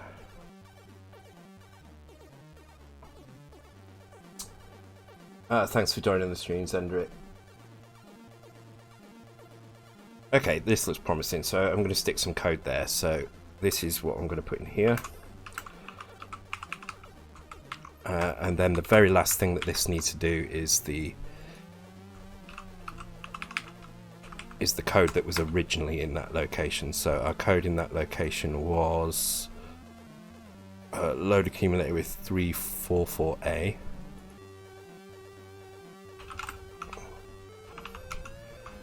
And then return from that subroutine. So this should work exactly the same, but now we can put anything we want in this location. So what we want to do... Hi Alarm Culver, welcome to the stream.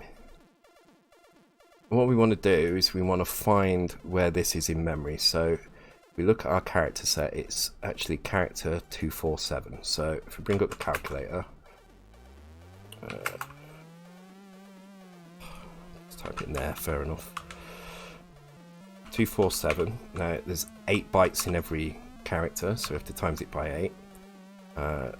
In hexadecimal.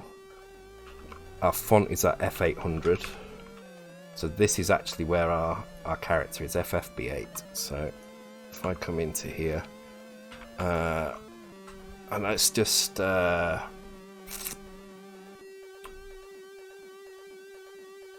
I'm gonna write that down there first. What I am going to do is I'm just going to check that routine is being called all the time correctly. I'm just going to do a border increase on that and see what happens. Friend, share me your Twitch channel. Cool. I'm glad to have you along. As new people are always welcome. Hope you find something of interest in here. Okay, so that's actually being hit all the time. That's not just being hit in the game, it's being hit all the time. It's also hitting up here, so we can see exactly where that raster line is happening. It's also hurting my eyes a lot, so yeah, it's happening in here as well. Okay, cool. So what we're going to do, we're going to start by having a variable here, which is going to be our last D016. We'll keep that to, really doesn't matter for the first one, it just needs to be a value between 0 and 7. And then what we'll do here is we will load D016, we will AND it with 07, and then we can, let's think, so we've got a value from 0 to 7, we've got a previous value, so we need to know which way it shifted. So if we subtract the last value, we'll get how many bytes it shifted. So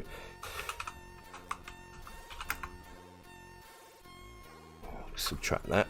So now our value in accumulator is anything in the range. So if this was 0, it would be at 7, and if this was at 0 and this was at 7, this would be -7. So this can go from -7 to 7.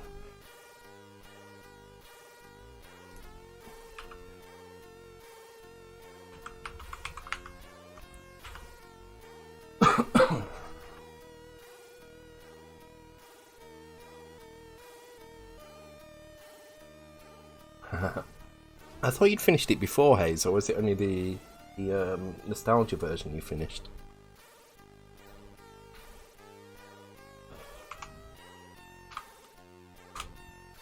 Okay, so what we're going to do now is we're going to shift the values in this location, 8 values in this location, by this many bytes, by this many bits. So first thing I'm going to do, I'm just going to check the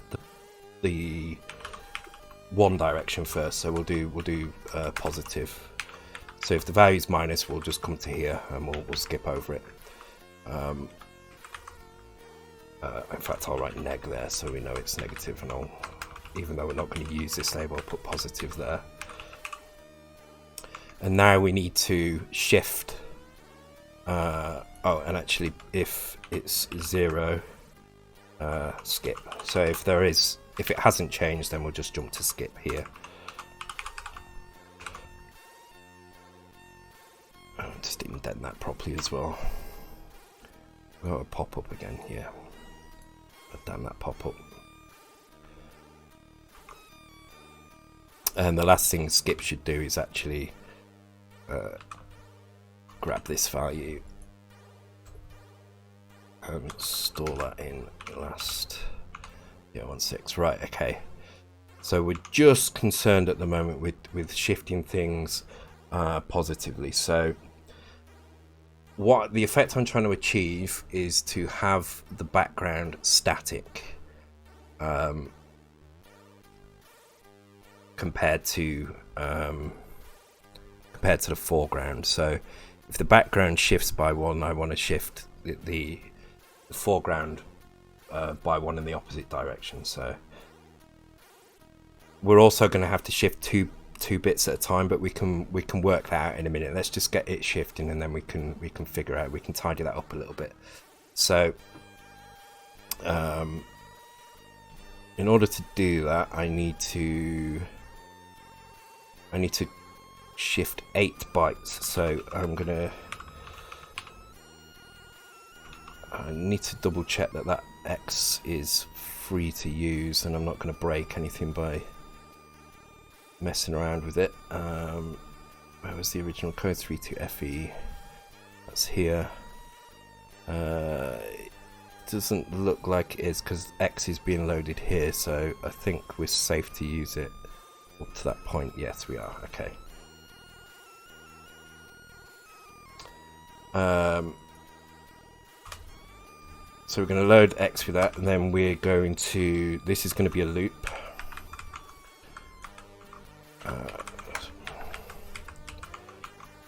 And we're going to load the value in, where was it again? Oh, I've lost the thing. Where's my calculator? FFB8. Okay, so we're going to load.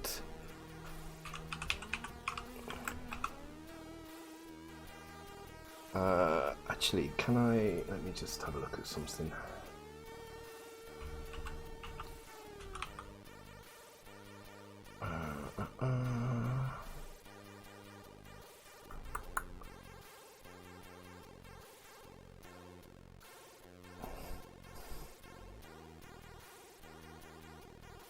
I'm going to do it this way. Instead of loading it and then rolling it, I'm going to roll it. So this is going to shift everything to the left. This is going to, actually we need to go the other way, sorry.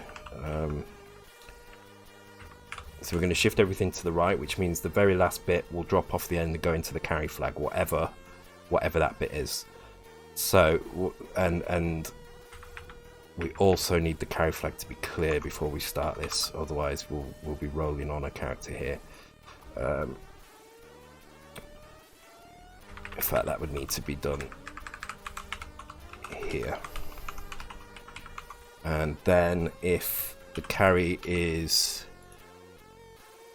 clear, we don't do anything. We come to this point and call that loop here.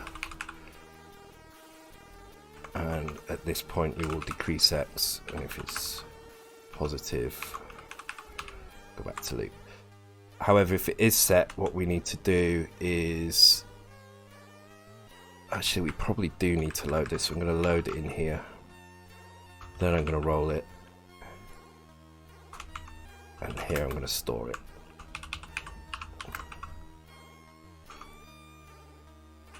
And here we're just going to turn that byte on again, so that should roll that now, I think. Let's give that a try.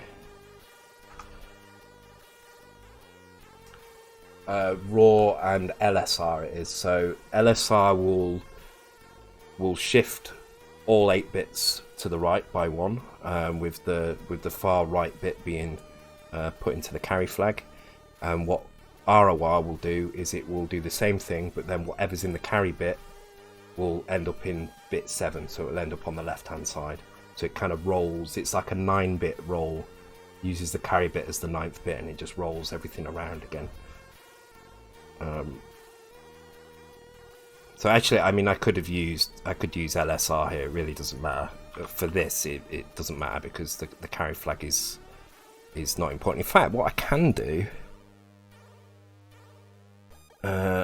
if I...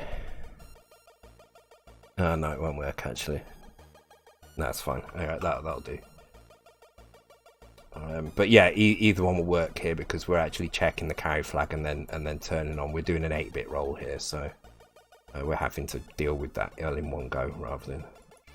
That's right. Okay, let's see if we get in. I need to go to the next level.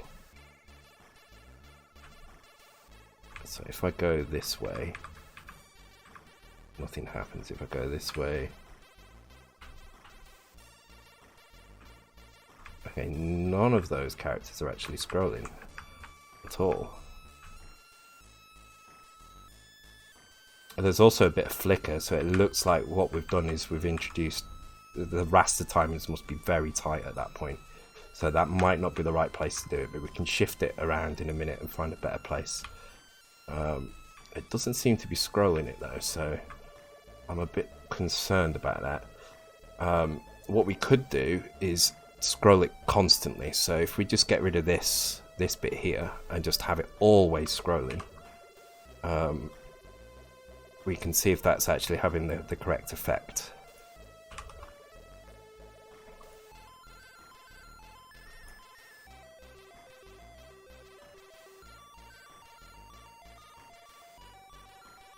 One of them shifted in ones or something, is that something else? No, so LSR and ASL only shift, they don't shift anything into the left or right, they shift zeros into the left or right. It's always, whatever you shift, the blank space that's created is always going to be blank. And the bit that gets dropped off the end goes in the carry flag. Roll left and roll right are exactly the same, except instead of putting a blank bit in the space that's created, it puts the contents of the carry flag in there. Okay, let's start the game. Let's get to the next level. Okay, cool. So it does work, that routine. We do have a bit of jankiness going on, and I think, yeah, so the raster problem that we've got is now actually causing problems here. And also I noticed down here we've got this weird character thing going on here, so let's shift the character over to a different one, and see if we can get rid of this down here, because I don't like that there. So let's go and fix that first. In fact, I'm going to take a quick 2 to 3 minute break actually for a cigarette, and then when I come back we'll carry on with messing around with this. All right, be right back, guys.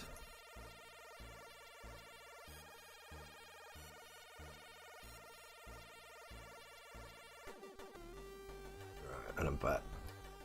Yeah, ASL is called ASL and not logical because it actually does shift the sign bit into the carry flag, so you can sorry, excuse me. So you can drop the sign bit off by using LSR. Sorry, ASL. Right, I'm going to move this character to a different location. I'm going to put it here instead, and then I'm going to go back into here and fill all this area in again.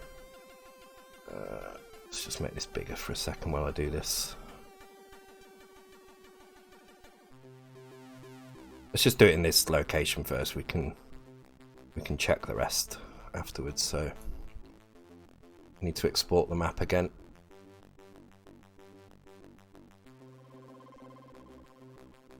Yeah, A is arithmetic and L is logical.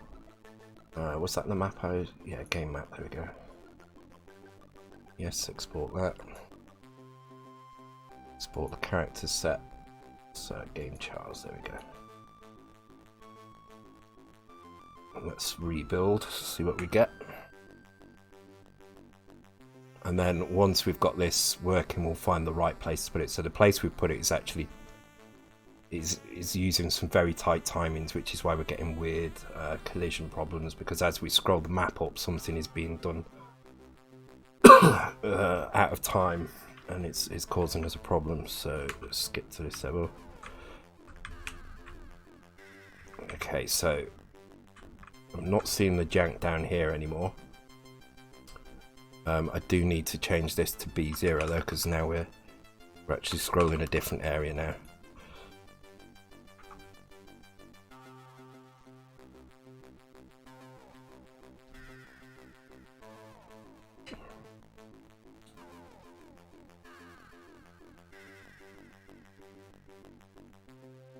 I'd like to do some cartridge games soon. I think I'm gonna try and set up a stream where I show you how to convert a game from disk multi-load to cartridge. I'm not sure how easy it is. I need to do some tests first. But okay, this looks better. There's no jank down here now. So okay, so the next job is to actually, there is something going on here that is probably kind of hard to see, but you can see the colours flicking. There you go. Oops.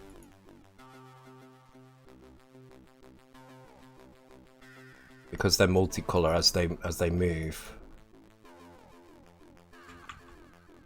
they become blue and grey. So, oh, we are still seeing some jank down there when you lose a life. So it seems that space that's used is actually filling that area up there. Let's go and have a look at that area of memory, see if we can drop some characters in there. Where was it? Started FFB0 is where I'm looking at now.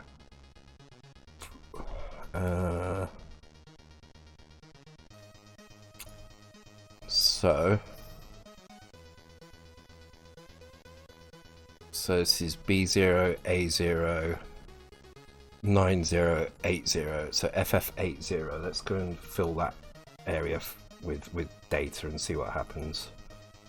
So if we fill from FF80 to FFB0 with FF,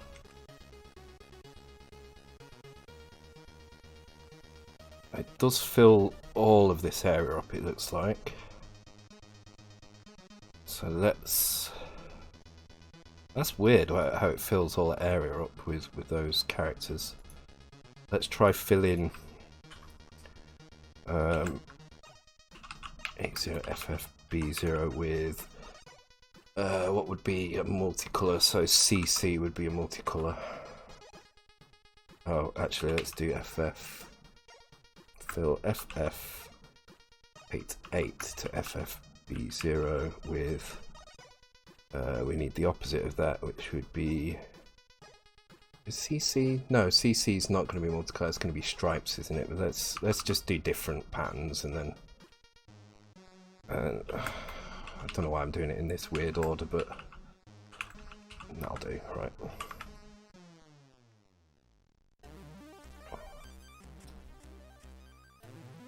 Interesting. It does seem to be using. It's almost like it's a bitmap down here or something. Let's have a look what's going on in here. So we scroll over this area. It is standard multicolor text. There's nothing odd going on in here. Using a char set at F000. I mean, at the moment this is kind of really broken, so.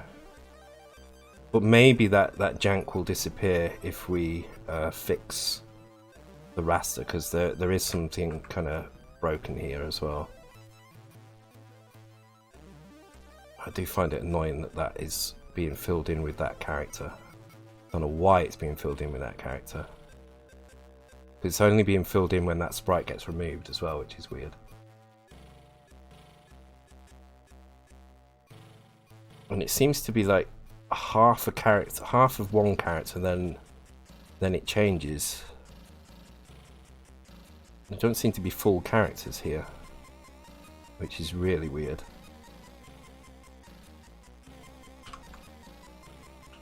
Let's try filling. What would be a multicolor character? So a multicolor character is like 55. And we do get a row. But notice we don't get a full character, we only get like half of the character here. And then it switches to a different character.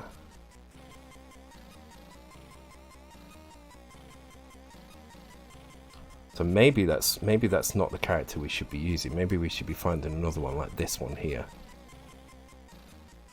If I draw in that, does that actually break anything else in the map? Let's have a look. Doesn't appear to. It looks kind of fine.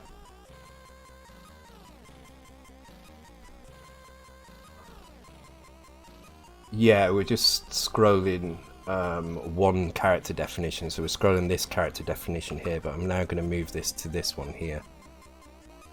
232. So let's go back in here, work out what that is. 232 times 8 in hexadecimal plus F800 FF40. Okay. And then I need to export those. Oh well, I need to fill the map with those values again in here. So I just need to make sure that if I fill that value in here.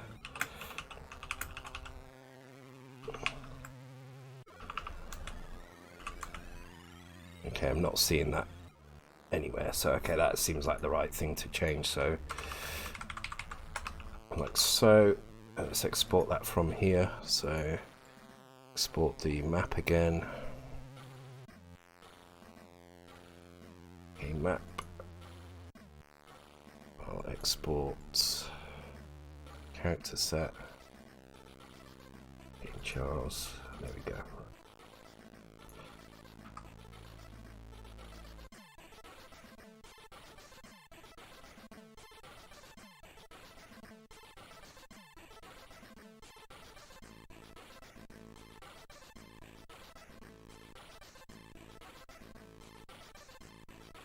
And let's start the game, skip the level. Cool, there we go. Right, so now we just need to get rid of this jankiness that's being caused by us doing the raster split at the wrong time. In fact, it's going absolutely crazy now, isn't it? So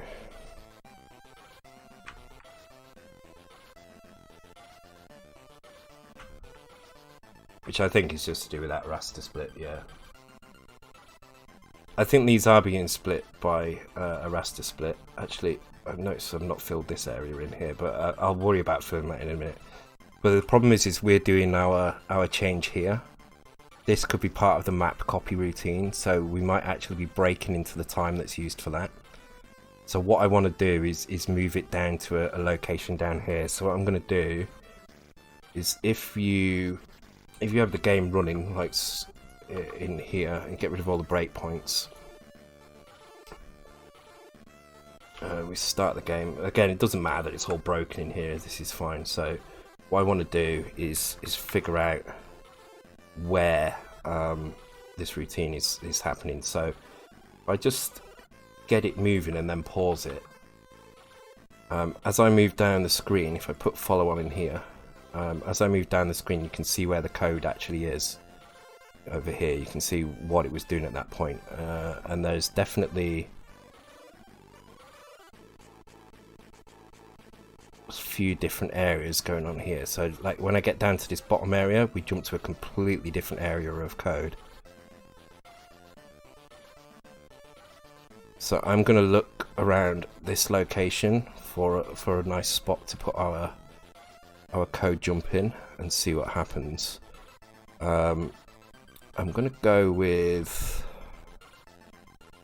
there's a jump here. Let's put a breakpoint on there and see if that's getting hit all the time.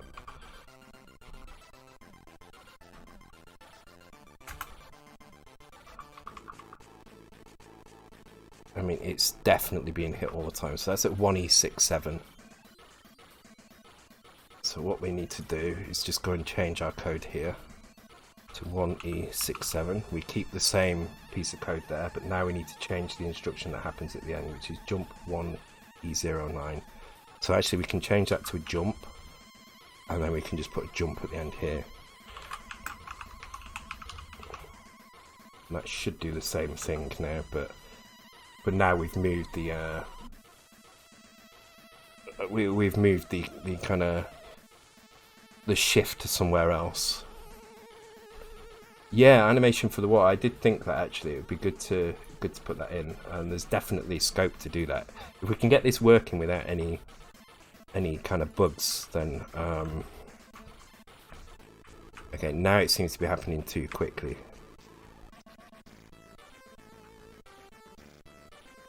Actually, it's doing some strange stuff. It's like it's happening. Is that happening too often? Maybe that routine's called more than once per frame. I think that might be the case actually. So as we move around, it definitely changes. But now we're not getting the jankiness from the raster split. So it is the right kind of area to do it in. We just need to find exactly the right point. So let's see where this leads to. So if we follow this through a little bit,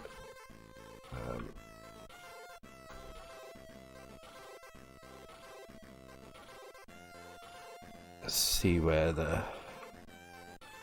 comes into here, then it jumps back to here again. Is there a skip over this, maybe to this thing? 1E6B. Jump 0FB. Okay, let's go and have a look at 0FB. U6C4, okay.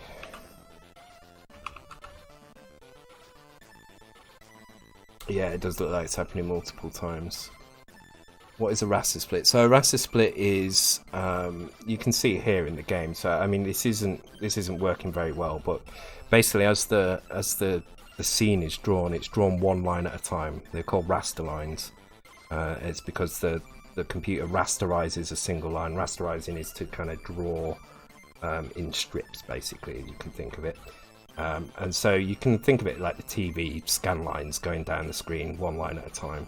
And a raster split is where you wait for the scan line to reach a particular point, say here, and then you change what's you change what's being drawn in some way.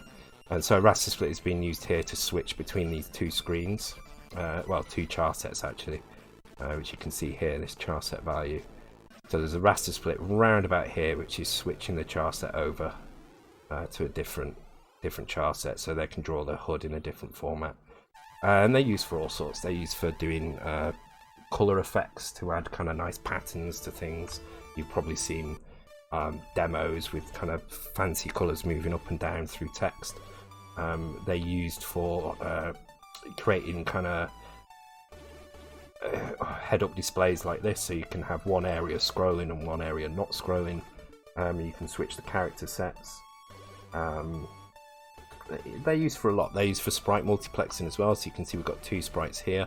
As we get to the bottom of the screen, there's a raster split, and those sprites disappear, and they now appear down here instead, and that's just the raster split changing the locations of those sprites. So it's about being able to change values at very specific points on the screen, very specific horizontal points on the screen. It's what this value is up here in the debugger raster wise. So you'll see as I move down the screen, it gets higher and higher. And yeah, that's basically what a raster split is. Okay, so let's jump back into our code. Let's see if there is an area around here that's not being jumped to every frame. I feel like that one in FB is probably the location. So 26C4. Let's get rid of these things.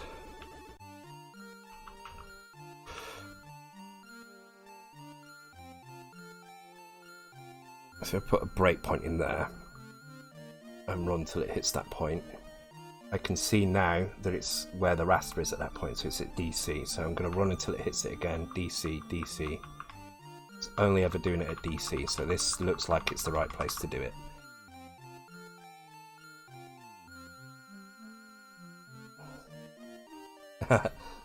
Thanks, Highlander.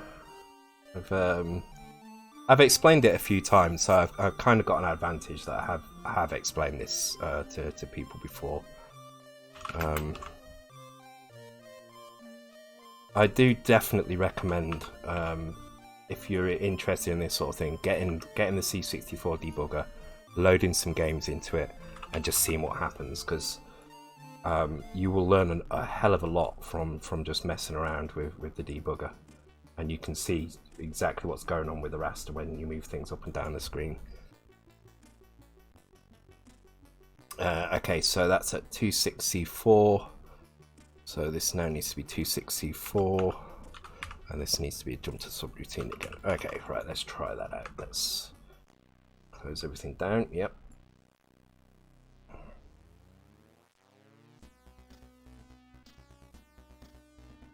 Hopefully now the background should move at the same speed. I think we'll probably slow it down a little bit, but we'll get it moving at one speed first and then slow it down. So let's jump. Yep, that looks good. Not seeing any jank with the raster splits at all. We are getting this flickering between the two colours. It's kind of alright. Actually doesn't look too bad because it's happening every frame. You get a kind of blend between the two colours. So I thought they used to make CGA games seem like there's more. Yeah, you can change the pattern, and you can do the same thing on this as well. So let me show you a really good example of raster splits being used in that way. I mean, you don't really have palettes in the same way on the C64, but you do have some predefined. Colours that have to remain the same across the screen. Yeah, this is a good example. I can open that up in a. Open link in a new tab. No, open image in a new tab, please.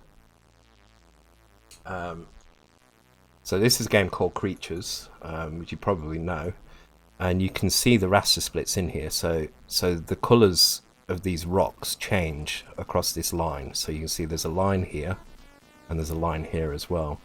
And what they're doing is they're basically taking those colours that have to remain the same and changing them halfway down the screen. So even though they have to remain the same, they only have to remain the same while the raster is drawing that section. When it gets to a new section, you can change the colour.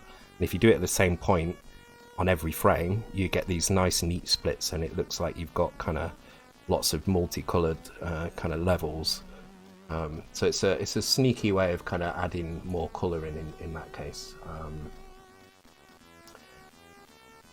And it's used for all sorts of things as well. I mean, without raster splits, we wouldn't have half the demos that we see. They're used for all sorts of things. I mean, even if there were no splits for the HUD down here, you would still need to time things to make this scroll look smooth. Because if you tried to scroll this screen just randomly at any point, you'd get tearing, as one half of the screen is drawn in one position and the other half is drawn in another position. Which is why we were getting the jankiness when we kind of broke the timing. So they set a raster kind of interrupt up so that when it hits a certain point, they can begin the scroll then, and they can guarantee it's not going to. Tear the screen as you move around. Okay, so with that in mind, let's move this by 2 characters, 2 pixels a frame, and let's slow it down as well. So we've got quite a bit of room here. We don't need this. I'm going to call this toggle, or I'll call it counter actually. And I'm going to just start at 0, and then the first thing I'm going to do up here is I'm going to increment that counter. And then I'm going to do some comparisons. So I'm going to load the counter. I'm going to end it with 03, and it's not equal skip parallax, like so. I'm going to put the skip parallax here. I guess we don't care about the negative anymore. I'm quite happy with this thing. So now this will only happen every 4th frame, and I'm also going to shift it twice as well. So now what I need to do, let me think about this. If I need to shift this twice, is there an easier way of doing this? What I can do is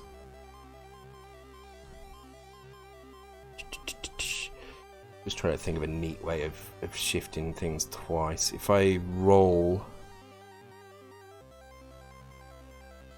what's going to happen? I would need to put the lowest bit into. Let me think. Right, so yeah, it is the only way to have more than 8 sprites. And unfortunately, there's other limitations as well. So, like, once a sprite starts drawing, you can't relocate it in the on its Y position. So you have to let it finish drawing. Which means, under normal circumstances, you have to waste 21 lines to show show the sprite. You can use sprite crunching to reduce it down. I think the record at the moment for a demo group is like 17 lines or 16 lines maybe, to make them smaller so you can fit more on. But generally, sprite multiplexers go up to about 32 or 48, but not much more than that. And I have one. They do. They're called software sprites, and they're a pain in the ass.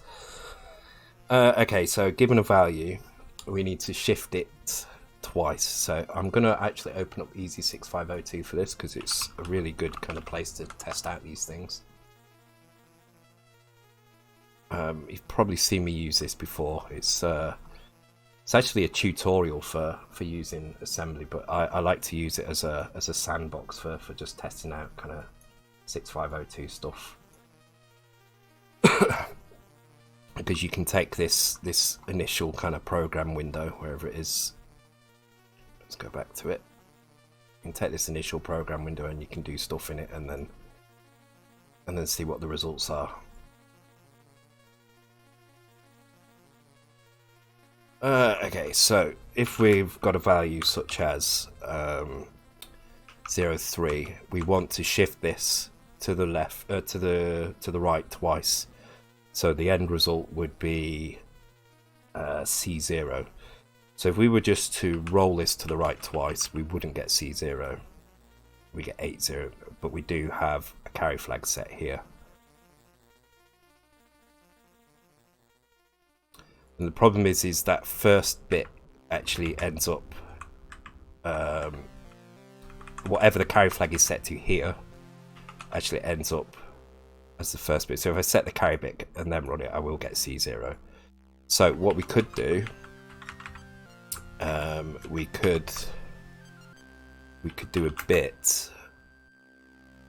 Oh no, that won't set the carry flag, will it? We need to set the carry flag based on the first bit in here.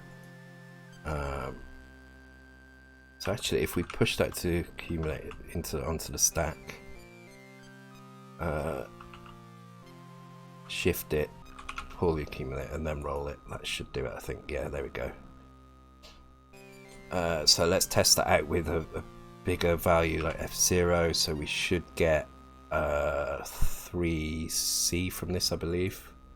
Yeah. Okay, this looks like it's going to work. Okay, so let's do that. So given a value, we push it to the stack. We can probably save a few cycles by storing this in a 0-page address, but this is fine, I think, for now. We actually gain some cycles by not needing to do this crap here as well. Okay, let's try that. So now this will shift 2 pixels at a time, but it will do it every 4 frames. So we will see about half the speed. Cut the crap, yeah.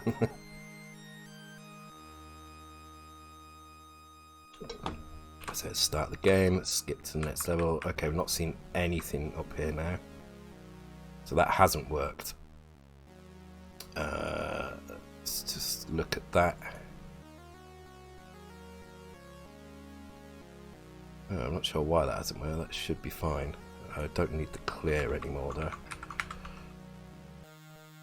Let's go back to Easy6502, see if I'm doing something wrong here. So if I had FF and I shift that, it should still be FF. If I have FE and I shift that, that means the last bit is not set, so it would be the second bit. So we would be looking at, well, let's have a look. 3F. See, that's wrong. That is wrong. You get a bit, yeah, in bit 6 as well.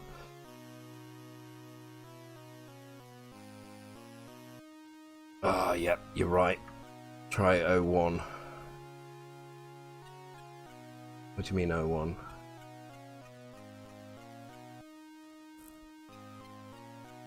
So this will set the carry flag to be the first bit. And then I want to roll. Oh, yes.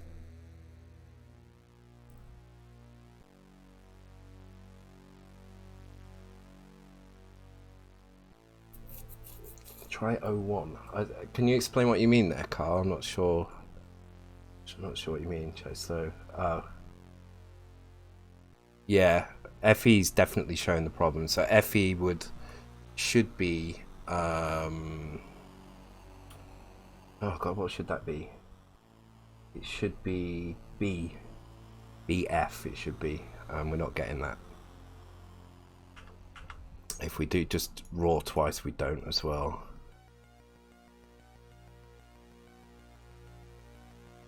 The carry flag is set. Oh, hang on. Is this just as simple as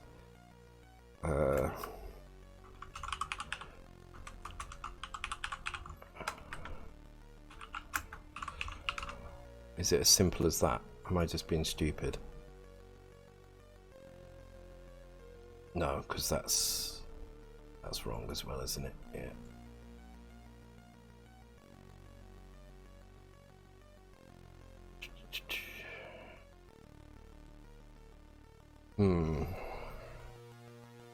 I've done this before. I know I've done this before.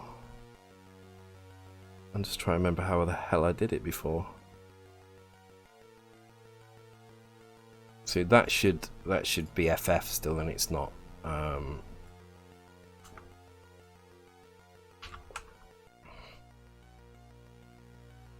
Wait, is it because...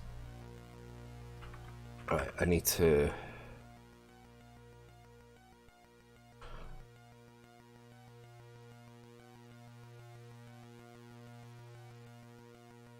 See, going to the left is easier. Yeah, exactly. Yeah. Just as I said that, you posted the same thing. Yeah, going to the left is really super easy. So it's going to the right that's a pain. I mean, it doesn't really matter which way we go. So maybe we'll cheat. We'll go to the left. So yeah, as Carl says, if you go to the left, the cool thing here is now the carry bit is whatever was in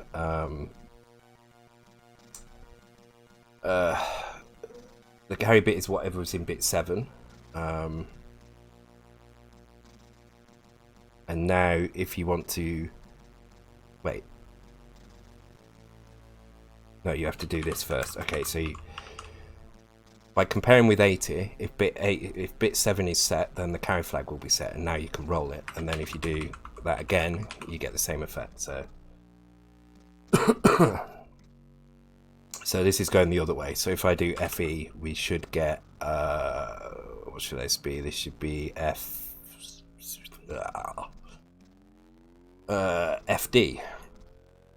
No, because it's moving 2, of course. So FD 4, yeah, FB. Overall never dies. Yeah, so this will work. So we'll go the other way. Sod it. Doesn't really matter which way we go.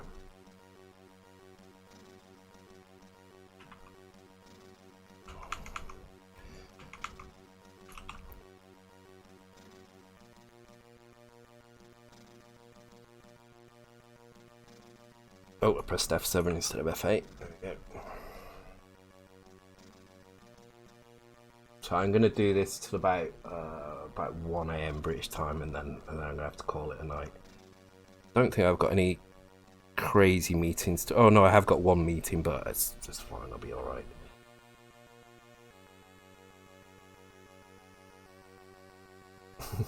Hackmafin, the pot of... yeah. He is the bottomless pit of bad jokes. Cool. I mean, if anything, it looks a bit too slow now, but I'm all right with that. I think that's fine. If it's too fast, it's going to look a bit weird. So let's do something else. Let's make this water move now. Now we know we can make this work. We can do the same thing with the water down here. So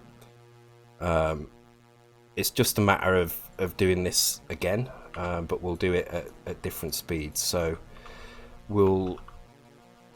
I normally like to move the top of the water quite quickly and the bottom bit's a bit slower. So let's go and find it in the char pad. So it's these bits down here. Now where that is in char pad, I have no idea. It's going to be difficult to find actually. So let's get it into view and see what happens when we change things. So one thing I noticed is actually there's no colour in this area down here. It should be coloured, so whoops. Let's see if we can figure out what is actually... I wish there was a way to highlight the thing you've got selected. Maybe there is. I've just never used it. View, no. Let's find the top of the water. It looks like it could be that one. Yep, it is that one. Okay, and let's set its char color to something different. Okay, yeah, there are multiple colors in here, and then there's this one, which I guess is the one next to it. Yep, and then this is the one underneath it, which also has some color in it as well. So there's these three from 73 onwards, so let's have a look. I'll come back into here, 73 times 8 plus, no, it's just type times, didn't I meant plus. Where's plus? Oh, damn it.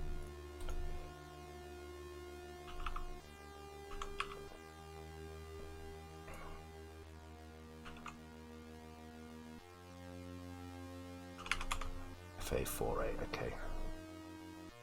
Good night, Highlander. Glad to see you on the stream. I'm glad you found it interesting. so we've got FA48 and FA50 and FA58. So I'm going to scroll this one in this bit here. I'm basically just going to add to this loop here.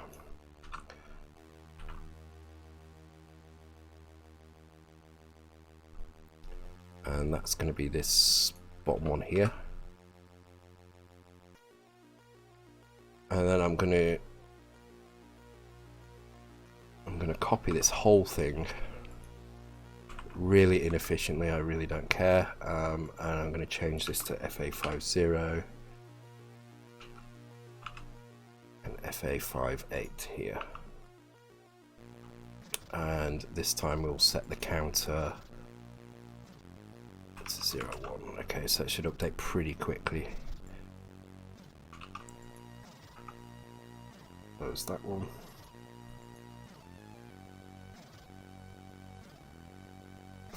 Highlander, oh my god. Yeah, if it's rewind, I definitely do care. Reminds me, actually, I need to sort some screenshots out for that. Okay. Okay, so the problem we've got now is actually these characters need to roll into each other. But that's easy enough to do. That's actually quite an interesting challenge to do.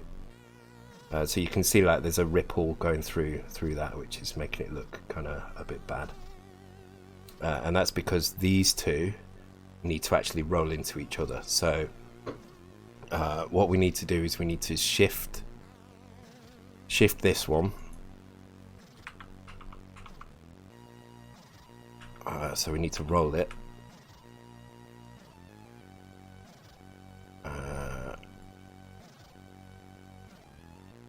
And then we need to roll this one.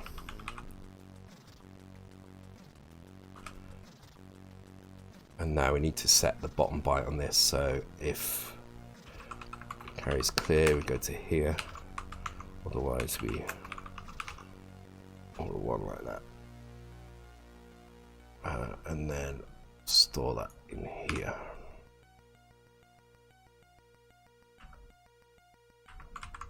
It needs to be here, like so. So that will need to be cleared. Actually, I'm surprised that hasn't broken because we're doing a comparison there, so that's fine. So we take the contents of the first character, we roll it to the left, put in a 0 in the bottom of here. Then we roll the next character, taking whatever's in the carry bit and putting it in byte 0, and taking whatever's in byte 7 and putting it in the carry flag. Then if carry flag is clear, we don't do anything else. Otherwise we add the bit back on here. Now if I've got this right, it should work. Otherwise I need to switch these two around, so it's 8 and 0. It just depends which way we're doing it.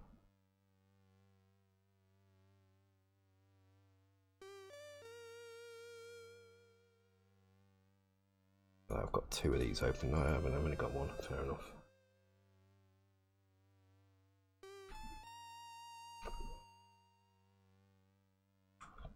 I've heard rumours there's water on the first level as well, but oh, we need to do that twice, and it's still wrong. It needs to be the other way around. Okay, so let's do it this way, this way, this way, and then duplicate that. Just put that here. I mean, it's kind of inefficient. I'm pretty sure you could optimize this if you spent more than 2 minutes looking at it, but this will do for now.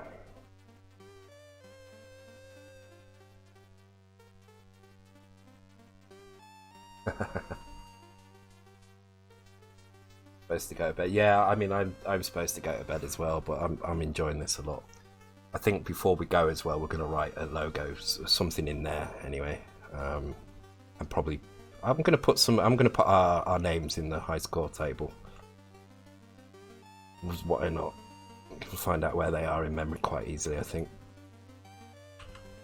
Okay, skip. Oh, we're still getting some kind of discrepancy between the two. It looks like there's some breakpoints between these, so we might have to go and fill those in a little bit. So I'm guessing if we look at the map down at that location, it's not actually copying the same all the way across. So if I have a look at the game, so the bit under the tower here seems to be fine. So if I copy that all the way across, we should be alright. So let's get right to the beginning. So this bit here seems to be alright. So I'm gonna take that. Yeah, it's different all the way across. That's really annoying. Okay. I'm gonna copy a block like that, and then I'm just gonna grab the whole thing.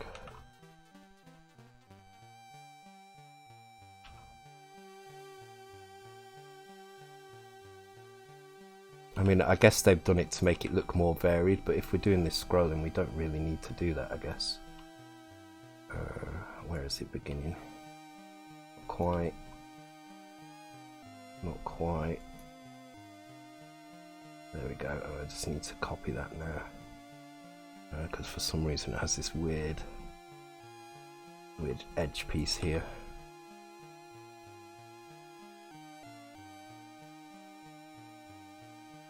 I'm going to grab 2 pieces of that. Put that in here. No.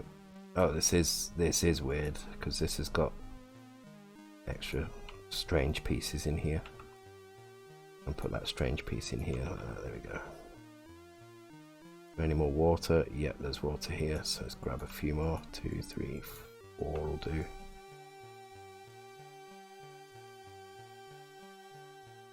Oh, that didn't grab it at all, did it? Damn it. 2, 3, 4. There we go. What? For some reason I was not copying there. 1, 2, 3, 4. Edit. Copy. God damn it, you will work.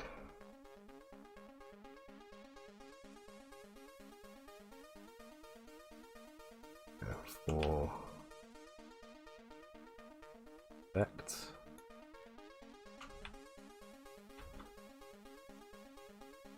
I think that's it for water, isn't it? Yeah, there we go.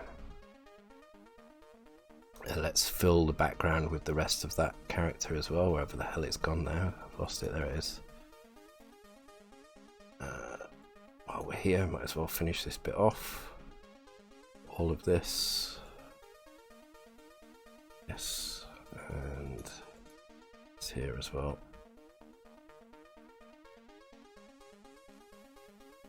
Cool. Yeah, alright. I'm going to save this project out as a new map. Okay, so while we're here, actually, we'll do the character set. So let me just save out the character set as it is now. Actually, we haven't changed the character set, so that doesn't need to be saved out. So actually, we can just import the new import character set. Where's the intro? Set, there we go. Just turn this off a sec. Right, so we're going to write something across this location here. I have no idea why it suddenly just changed to that colour, but okay.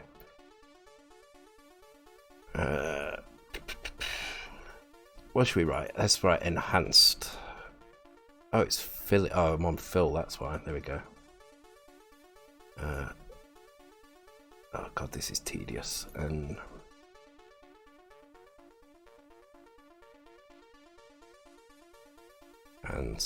Jesus. This is one thing Charpad is not good at, is doing text.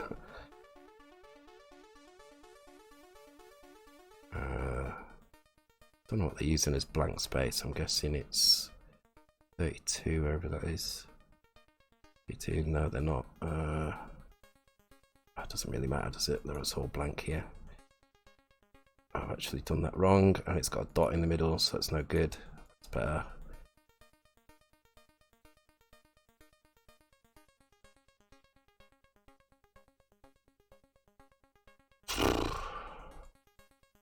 definitely do not recommend Charpad for doing text screens.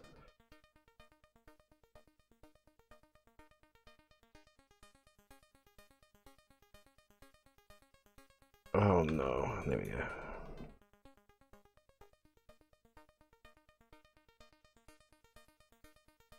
Oh, can you imagine if this was how word processing worked? I mean, this is how it used to be, right? Typesetting used to be like this. You had to put every letter in individually, slowly and meticulously. I definitely couldn't imagine that anymore. Oh. I think that's kind of centered. Yep, okay, that's centered. This is the high score screen, but no actual high scores in here, so we'll find that in a minute where that is.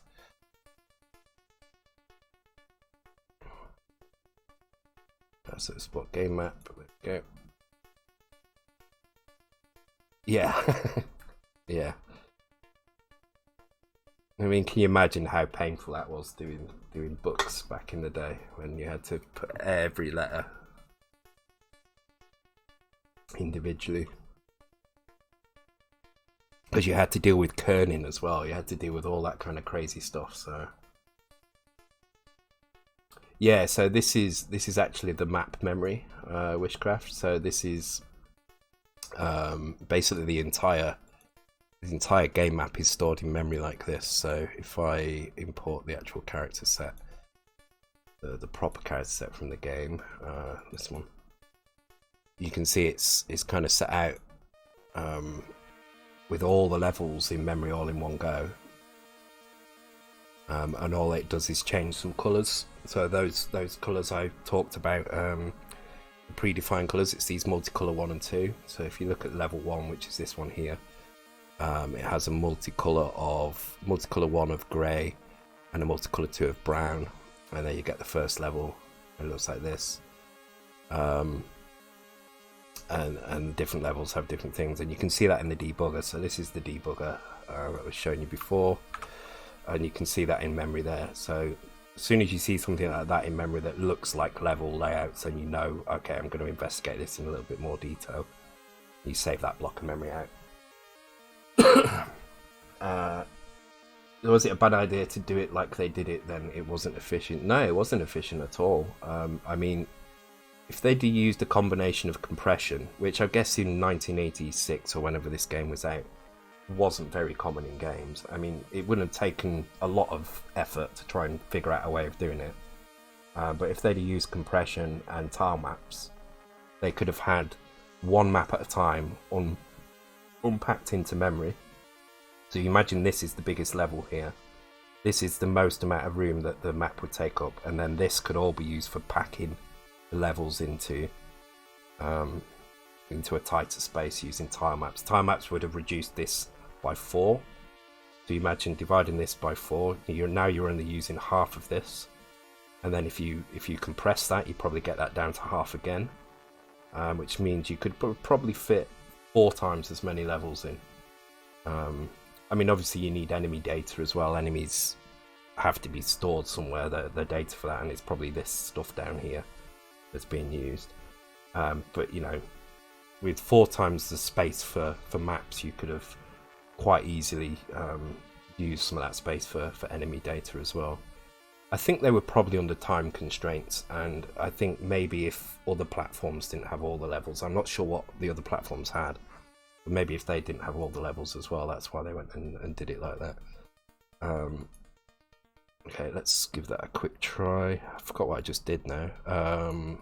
Oh yeah, I copied the water all across, didn't I? Yeah, they definitely gained performance speed. But if it wouldn't have taken that much to unpack a level into memory. A couple of seconds at most, even using tile maps. There we go. So we've got our name in here. I notice actually that the sprites aren't center aligned properly. Okay. There we go. The water's actually moving correctly now. I actually feel like the water maybe should be moving slower on the top. Let's try doing that actually. Let's So we're moving the water quickly up here. No, we're doing it here, aren't we? So let's try changing that to 7. Let's slow it right down. And definitely, you know, when you see maps like that in memory, it's definitely done for performance reasons, because the map's already drawn. You don't have to draw the map on the fly as you go. It does mean your levels are a lot smaller, but you do have a very, very quick way. You just have to copy a block of memory to the screen. That's it. You don't have to rebuild the edges like you do with normal games. After loading, when the screen border goes black and thin colour lines appearing, and that is when it's decompressing. Yeah, that's usually what's going on. I mean, you can see it with our version as well. So we just, as part of the decompression routine, we're flashing the borders different colours. So this is it decompressing now. I mean, nowadays, if you were to give this game, and in fact it has been done by Nostalgia, but they did do it on cartridge. But I bet you if they were still limited to 64K, they could have quite easily fit all the stuff they needed into 64K. But obviously using cartridge allows them to have kind of a lot more sprites, a lot more graphics, and a lot more music. Hi Fex PT, welcome to the stream. Okay, let's have a look. Yeah, there we go. We've got something in the background now. I'm not convinced by the dots, but at least we have something which is adding a bit of depth now to it. So can always change that later. And we have water that actually moves as well now, so that's kind of cool.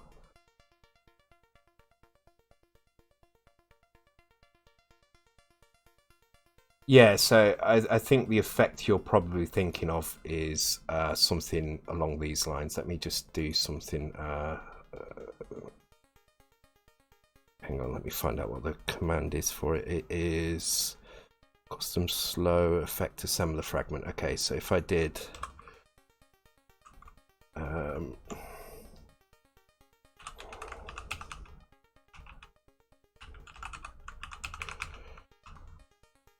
I think that would probably do it. I can't remember if this actually works as a...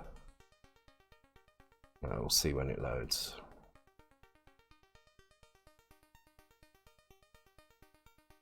No, that didn't work either.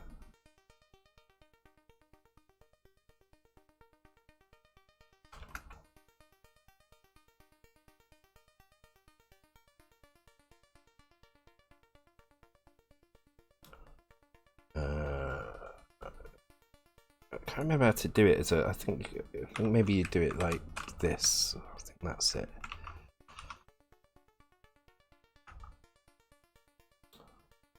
Good night, Wishcraft. Thanks for joining the stream.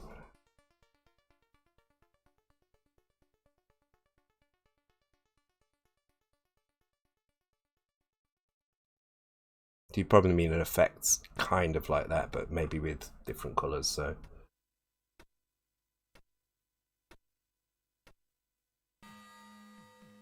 Black border and lines and packing. Yeah, I'm sure it does.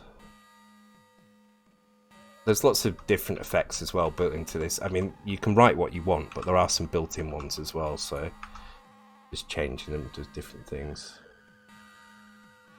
I mean, it's entirely up to you what you do with it. One of the things I want to do with my my file loader actually is provide... I didn't really do anything different. Is provide a way for you to define an optional function that gets called while it's loading, and you can use that to create like a little loading bar or whatever. But yeah, I think I mean there's tons of different ways. I mean, this is just different colors basically. But different loaders had different ways of dealing with things, and different unpacking routines have different ways of kind of displaying that. My favourite actually is the Turrican loading, because it's like black but with the odd coloured line here and there. which I kind of like. It's simple, but it looks nice. Let's put that back right. Okay, what was the other thing I wanted to do? Let's find the high scores. Let's see if we can find those. So,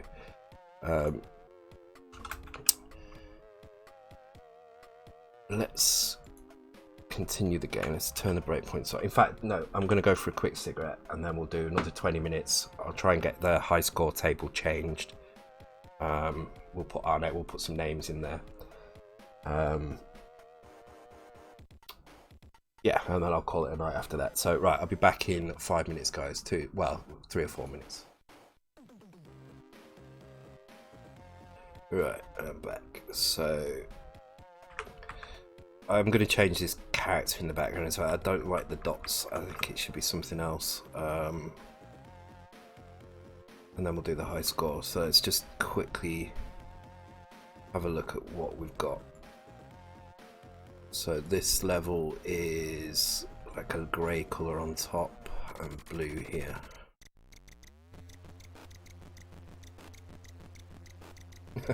You're heading for low score. Okay. So that character is... which one is it? It's this one here. So just single dots look stupid because now it just looks like a grid. We can actually have 2 colours, can't we, in here as well? So if we were to just create a pattern, that's not going to work because that's into here as well. So that just looks weird. I think it needs to be the grey colour.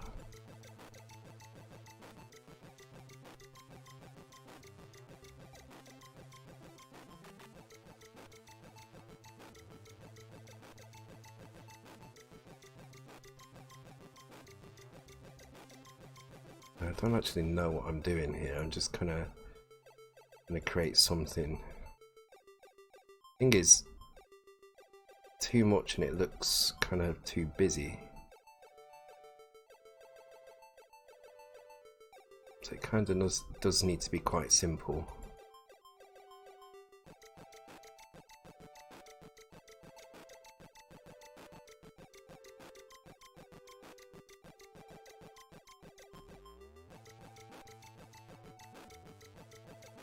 Sort of like an accident in a Morse code factory or something there. I don't know. Maybe the dots is right. Just getting the right pattern, I guess.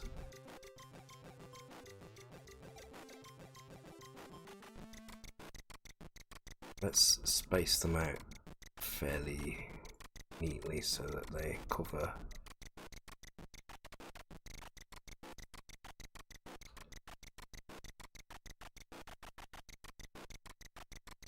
Do you know what? No, we'll leave it as it is. I mean, I'm not happy with any of it, but it's more an exercise in making it happen than it is about getting it exactly right. So I could sit here all day messing around with these dots. So is it hard to make the dots scroll down like rain instead? Oh, actually, yeah, I can show you how to do that. So if we had it doing like this and we want it to go down, so we can, and actually it will look better because then we won't have this looking a mess. So to go down, so it's this first block here, and it's actually, no, wait a minute, that's crap. I need to go and have a look at the character set again now. It's right next to the water, I think. Oh no, it isn't. It's up here. So let's have a look. It's this one here. Okay. So the way to make it scroll down is you basically just need to copy stuff like this, go down. So we'll do a separate loop for this one. So we'll keep the water going like that, and we'll copy this.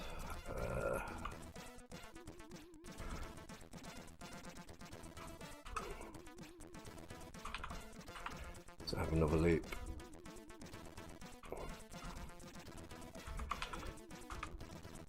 And the first thing we need to do is we need to grab the value at the very bottom, so this one here, and store it. So I'm going to push it onto the accumulator. And then what you do is you grab a value from, we start at 6 instead of 7 because we're in the scroll 7. You grab a value from the row above and you move it to the row below, like so. And then after you've finished it all, you grab that value back off the stack and you store it in. So that's now scrolling down. Actually, we may want to make it scroll diagonal, so let's keep this in as well. So we'll do both across and down at the same time. FF40, okay.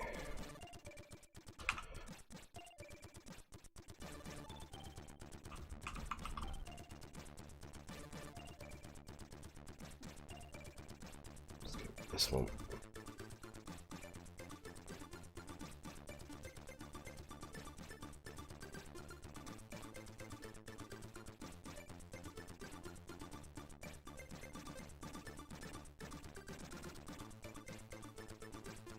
What's that looking weird? What's going on? I've done wrong here.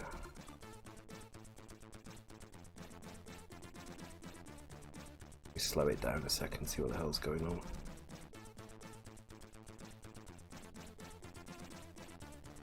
What have I done wrong here? Okay, so this is scrolling it across, which is correct. That's what we want. And this should be scrolling it down, so we're taking the value in the bottom row, storing it, and then slowly going through. Oh, because we're rolling it, we shouldn't be doing that. There we go. I forgot to take out, we were still trying to do the other thing as well, so no wonder it was going weird.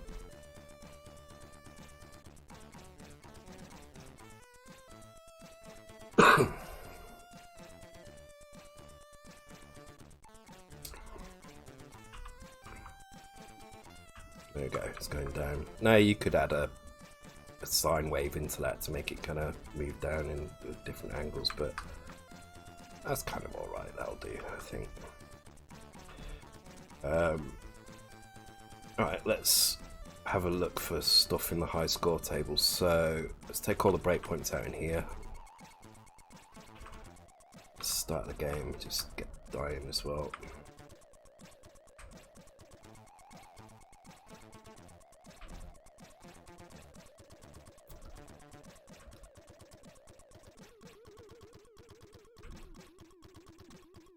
Can't remember the name. I think Chris is one of the names in the high score table, so yeah, Chris, there we go. So we've got Chris drawn at this location here.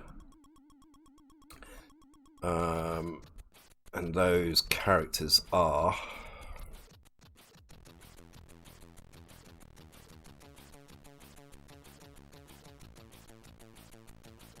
not in the normal locations. They are, A is at 103, so we're looking for 105, 110 and 119.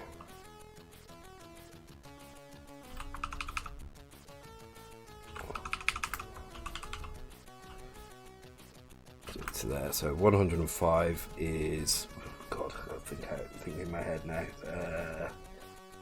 69.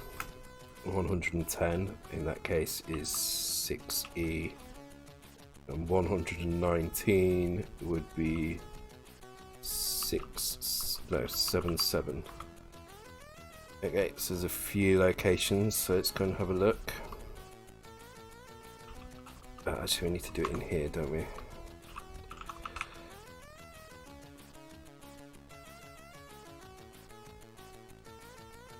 So 6F would be I.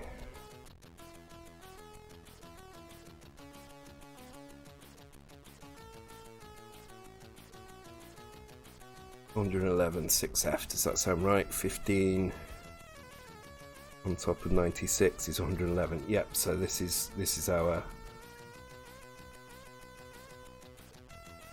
This is our net high score names. 6-6, I'm guessing, is this blank here? Yes, it is. Okay. So these are the names. How many names have we got? We've got 7. So 1, 2, 3, 4, 5, 6, 7. 3 letters for the last one. Yep. 4 letters. Yep. Okay. Cool. Right. So we get up to 8 characters. So I'm going to stick my name in first. Why not?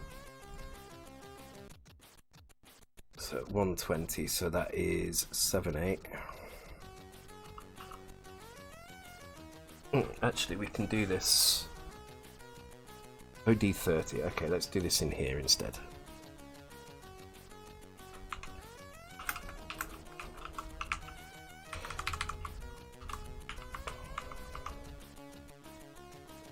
I'm trying to remember now how it actually generates those values. I think we can't just use text. We have to modify it somehow. So I'm just wondering if there's an easy way of doing this. Okay, because I don't think there is, unfortunately. So I'm just going to do it like this. So 120.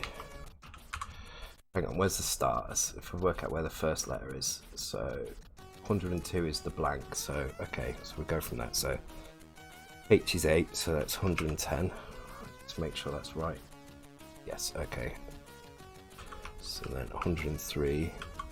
L is 12, so that's 114. I need to double check that one. Yep. A is 103 and N is 14, so that's 116. That's 3, 6, 7, and then I need to stick a blank on the end, so that's 102. Right. 7 names. Who's up next? Whoever says next gets their name in the high score next. Just say me in the chat, or similar. Hayes for 2. There we go. Stepz is nominated.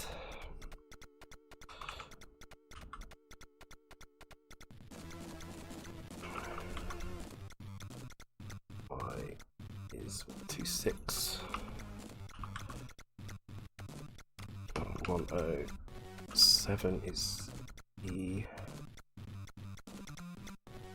120 for S.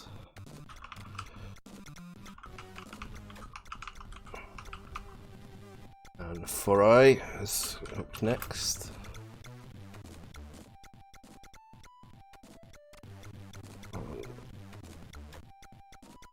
That is 108. All these letters at the end of the alphabet. 122, 119, 15. So it's 117, I believe. Oh, there is no. Oh, it's O is there. Oh, interesting. 88. Okay.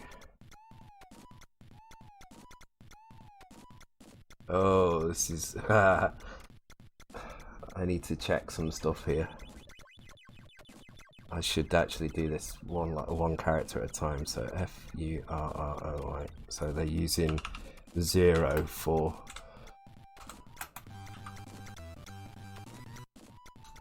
126, 102, 102. Booney 64. Let's see if we can get that in. 104. I'm going to put Stepz in after Booney because he hasn't said himself and he nominated Hayes, so Stepz is going to go in, and then I'll put Arthur in there as well.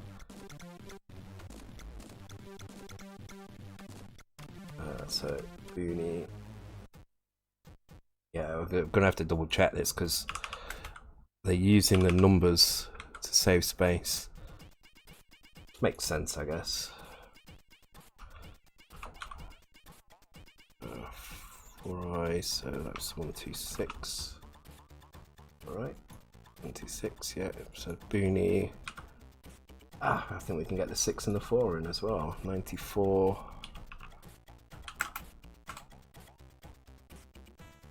92. Let's get Stepz in there as well. So 120. That must be 121, right? Yeah, 121.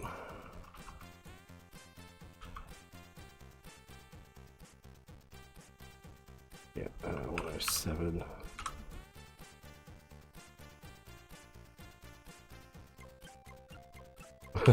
Imagine, yeah. Still not as bad as the Gutenberg press, though. Still not as bad. 96, okay. 96, 96, 102. Alright. You want your name in Acmafin? Arthur has to go at the bottom, I'm afraid. Cold 45. Oh, good point. Yeah, too big to fit. We've got room for 2 more. I'm going to try and get Colt and Acmafin in. Why not? Colt, you're just going to be called Colt 45, which is going to sound like I'm going to sell guns or something, but whatever.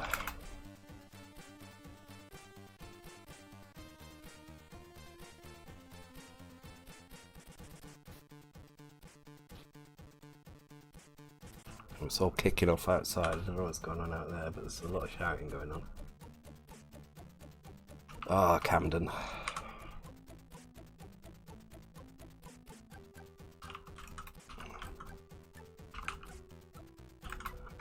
102, sorry, 102. And my spacing's all over the show here, but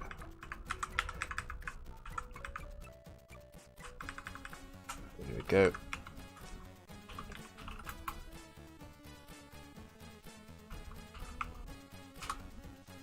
I have a feeling I'm going to have to change some of these characters. I can't imagine I've got these right first time.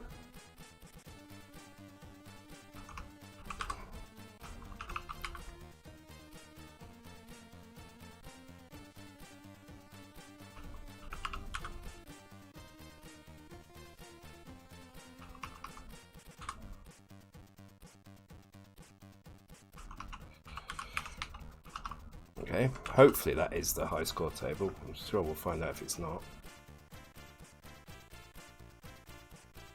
Oh yeah, we can change it to that if you want.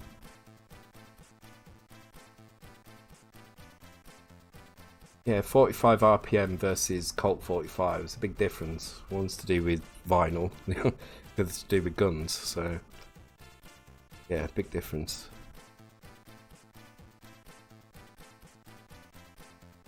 Notice the Z is all over the show. The Z's got a lot of junk in the bottom of it. I don't know if that's intentional or not, but it does have junk in it for some reason. I don't know whether to tidy that up or not.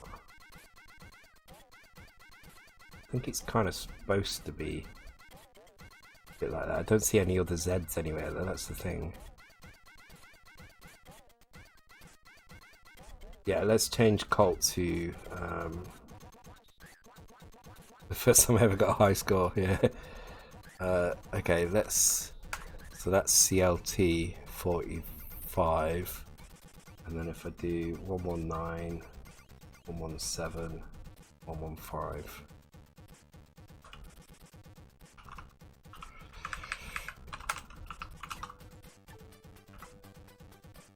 So I press that twice, I hope that doesn't build twice now.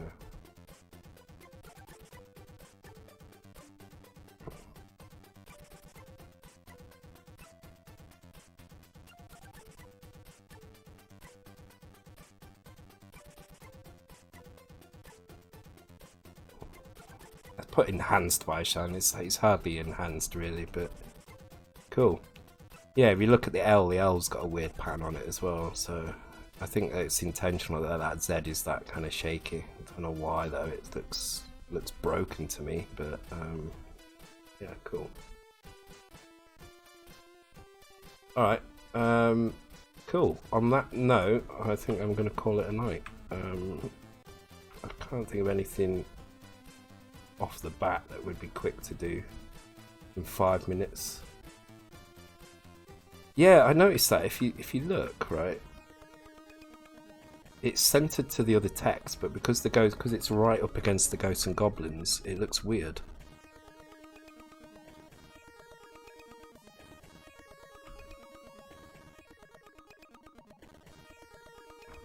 So there's 4 characters there, 4 characters there, 4 characters, 4 characters. It's this Ghosts and Goblins is kind of in the wrong place. I actually think it's this that's wrong.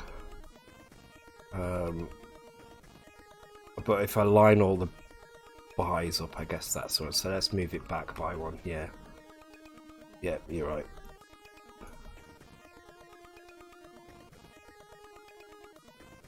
So we can do that without actually loading in the correct character. Oh, it's already got the correct character set, so just copy it like that. There we go.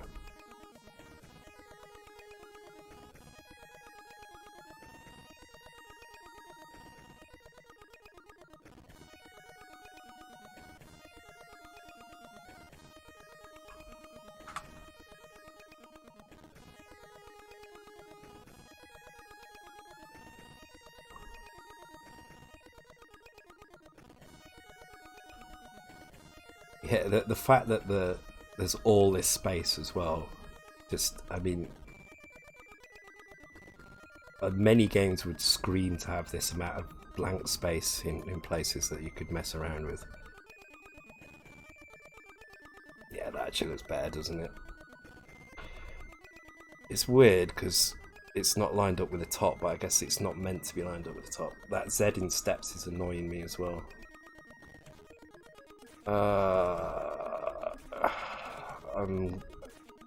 I'm going to change it. I don't like that Z, so I find it irritating.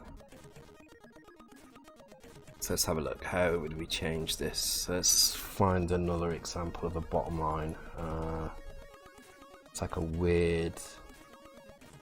Okay, like a weird shape like that. Okay, it just feels like that's wrong. Like that shouldn't be there. But then is that code? Is that something important? Guess we're going to find out. Thank you for the follow, Ali Hanbay07. Welcome to the stream.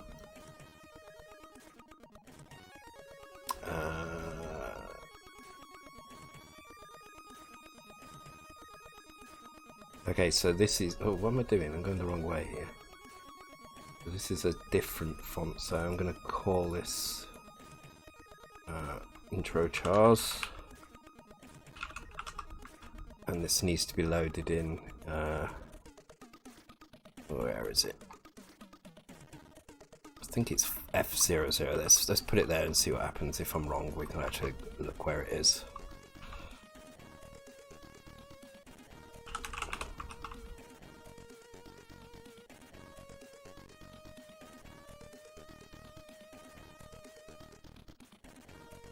Will this end up on?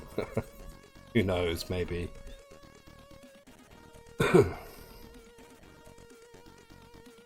It's actually got level skip built into it, so